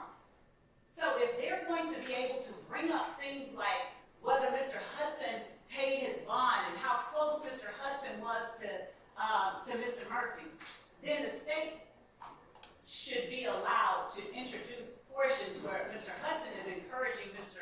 Murphy to just be honest. And he is. I don't have any issue with that specific, but these other conversations are them talking about other crimes, about improper statements about other people. Those are report that. But they need to be excised. They're not relevant. They're not relevant. Problem with that. We agreed to take out everything up to that point. That's what we're saying. This is not something that's, this isn't even the hard one. We agreed to take out everything up to think about Blake. And if there are portions after that they feel strongly about and they want us to reconsider and look at, then allow us the opportunity to do that. But they're not wanting to do that. They're trying to argue the issue about whether or not the recording is even permissibly played before the jury. And that's just an effort to try and get the court, I guess, to wear the court down and have it all taken out. But Your Honor, we're just trying to get in. We're trying to talk. We've been doing it all along, and we're not going to stop. We're trying to come to some agreement as to what can be done. All right. What we can agree on. Mr. Adams. Let me just say this. Along the lines of wearing the court down and trying to confuse the court, let's be absolutely clear about one point that Ms. Love is talking about that she doesn't appear to really know, is that it was Ms. Hilton who asked the witness about his relationship with Jacoby Hudson. It was Ms. Hilton who asked whether or not did he pay your bond. Now, nothing in what Mr. Murphy said. He never said, I said what I said, or I did what I did, or I gave this statement because of something that Jacoby Hudson said to me. So just because they want to try and infer that was part of it, doesn't mean their strategy becomes evidence. There's nothing relevant about what Mr. Hudson is saying to Mr. Murphy. It doesn't become relevant simply because they want to use it. And if Mr. Murphy in his testimony had said, you know what, I would have done anything to get out of jail, or what my lawyer said to me, had some effect on me, then yeah, they could impeach him with that. But he never said that. And can I finish, please? Hold on. Let him finish. Any question about his relationship to Mr. Hudson and how close they are came not from us. It came from them. Okay. So, Your Honor, he literally said that. I would have chopped off my arm. He said He did. He said that. He said it throughout. Every chance we asked him a question, every time we asked him about this interview, and Ms. Hilton confronted him with his statements during the interview. I don't remember what I said, but I was high every day for a whole year, and I would have said anything. I would have said and done anything to get out of there. I would have said and done anything.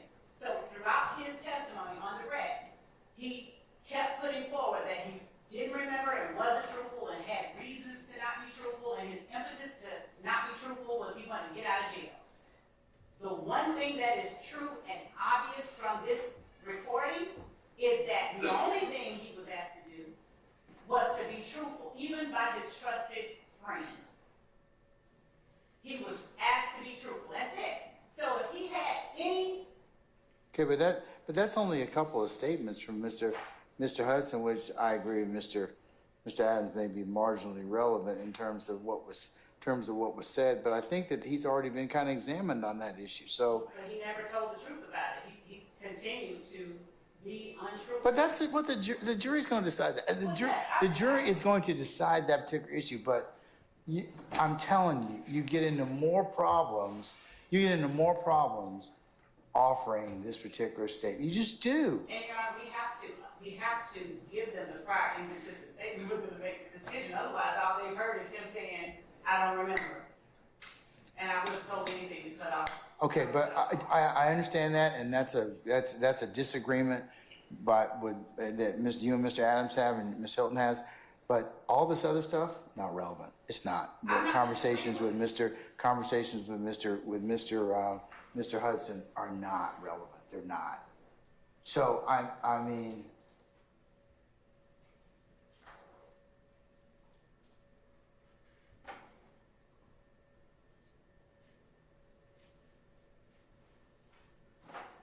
and his transcript's 100. I mean, The portions that they're asking to be taken out, I believe, end on page,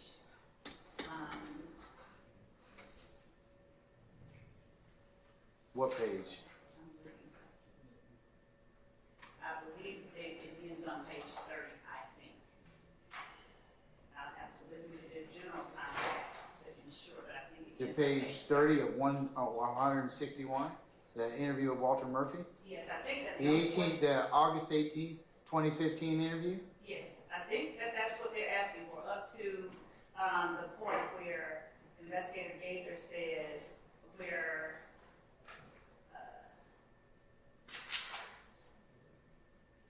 so I think the last part where conversation is taking place is Mr. Hudson saying, I got referred to him because his mom and his grandma went to the church praying folks, and I've been mentoring kids there for about 2 years trying to get them right, but I can't keep them away from you all.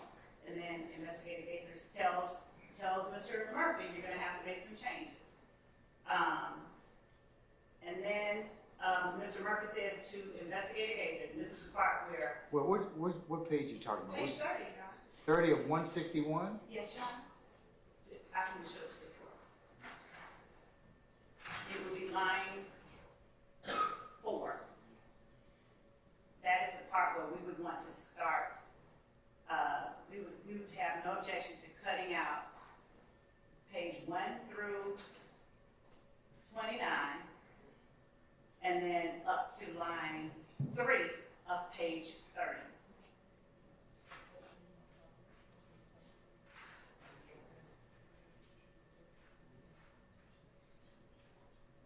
So that even includes the portion about Blake. So Judge, that's the portion, I mean,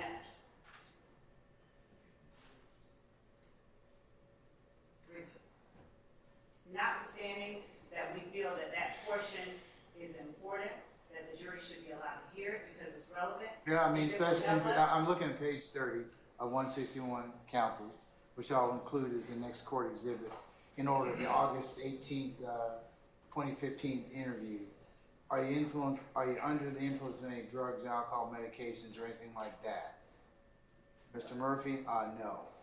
So yeah, that would be admissible because he testified, I was high. So, Right. yeah, okay, all right. And even at line 13, where he says, all right, I'm not gonna lie. Yeah, I got it. Your Honor, Yes. may I ask, which transcript are we looking at? August the 18th, 2015. You said page 30? 30 of 161.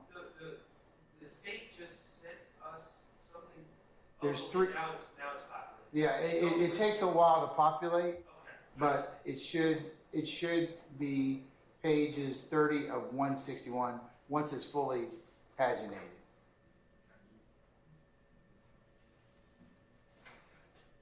So what they're willing to do is the state is willing to take out 1 through 20, pages 1 through 29, up through line 3 of page 30, and start at line 4.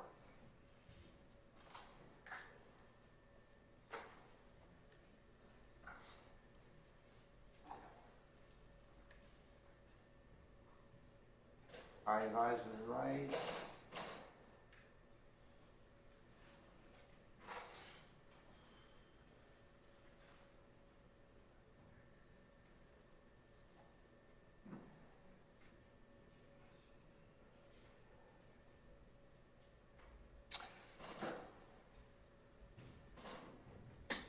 Counsels, my suggestion would be you go through the transcripts.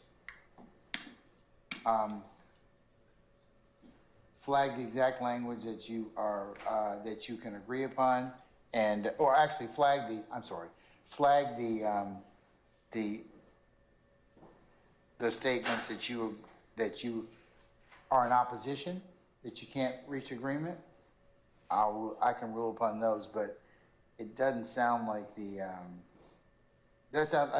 that would be the best way that I think the court could probably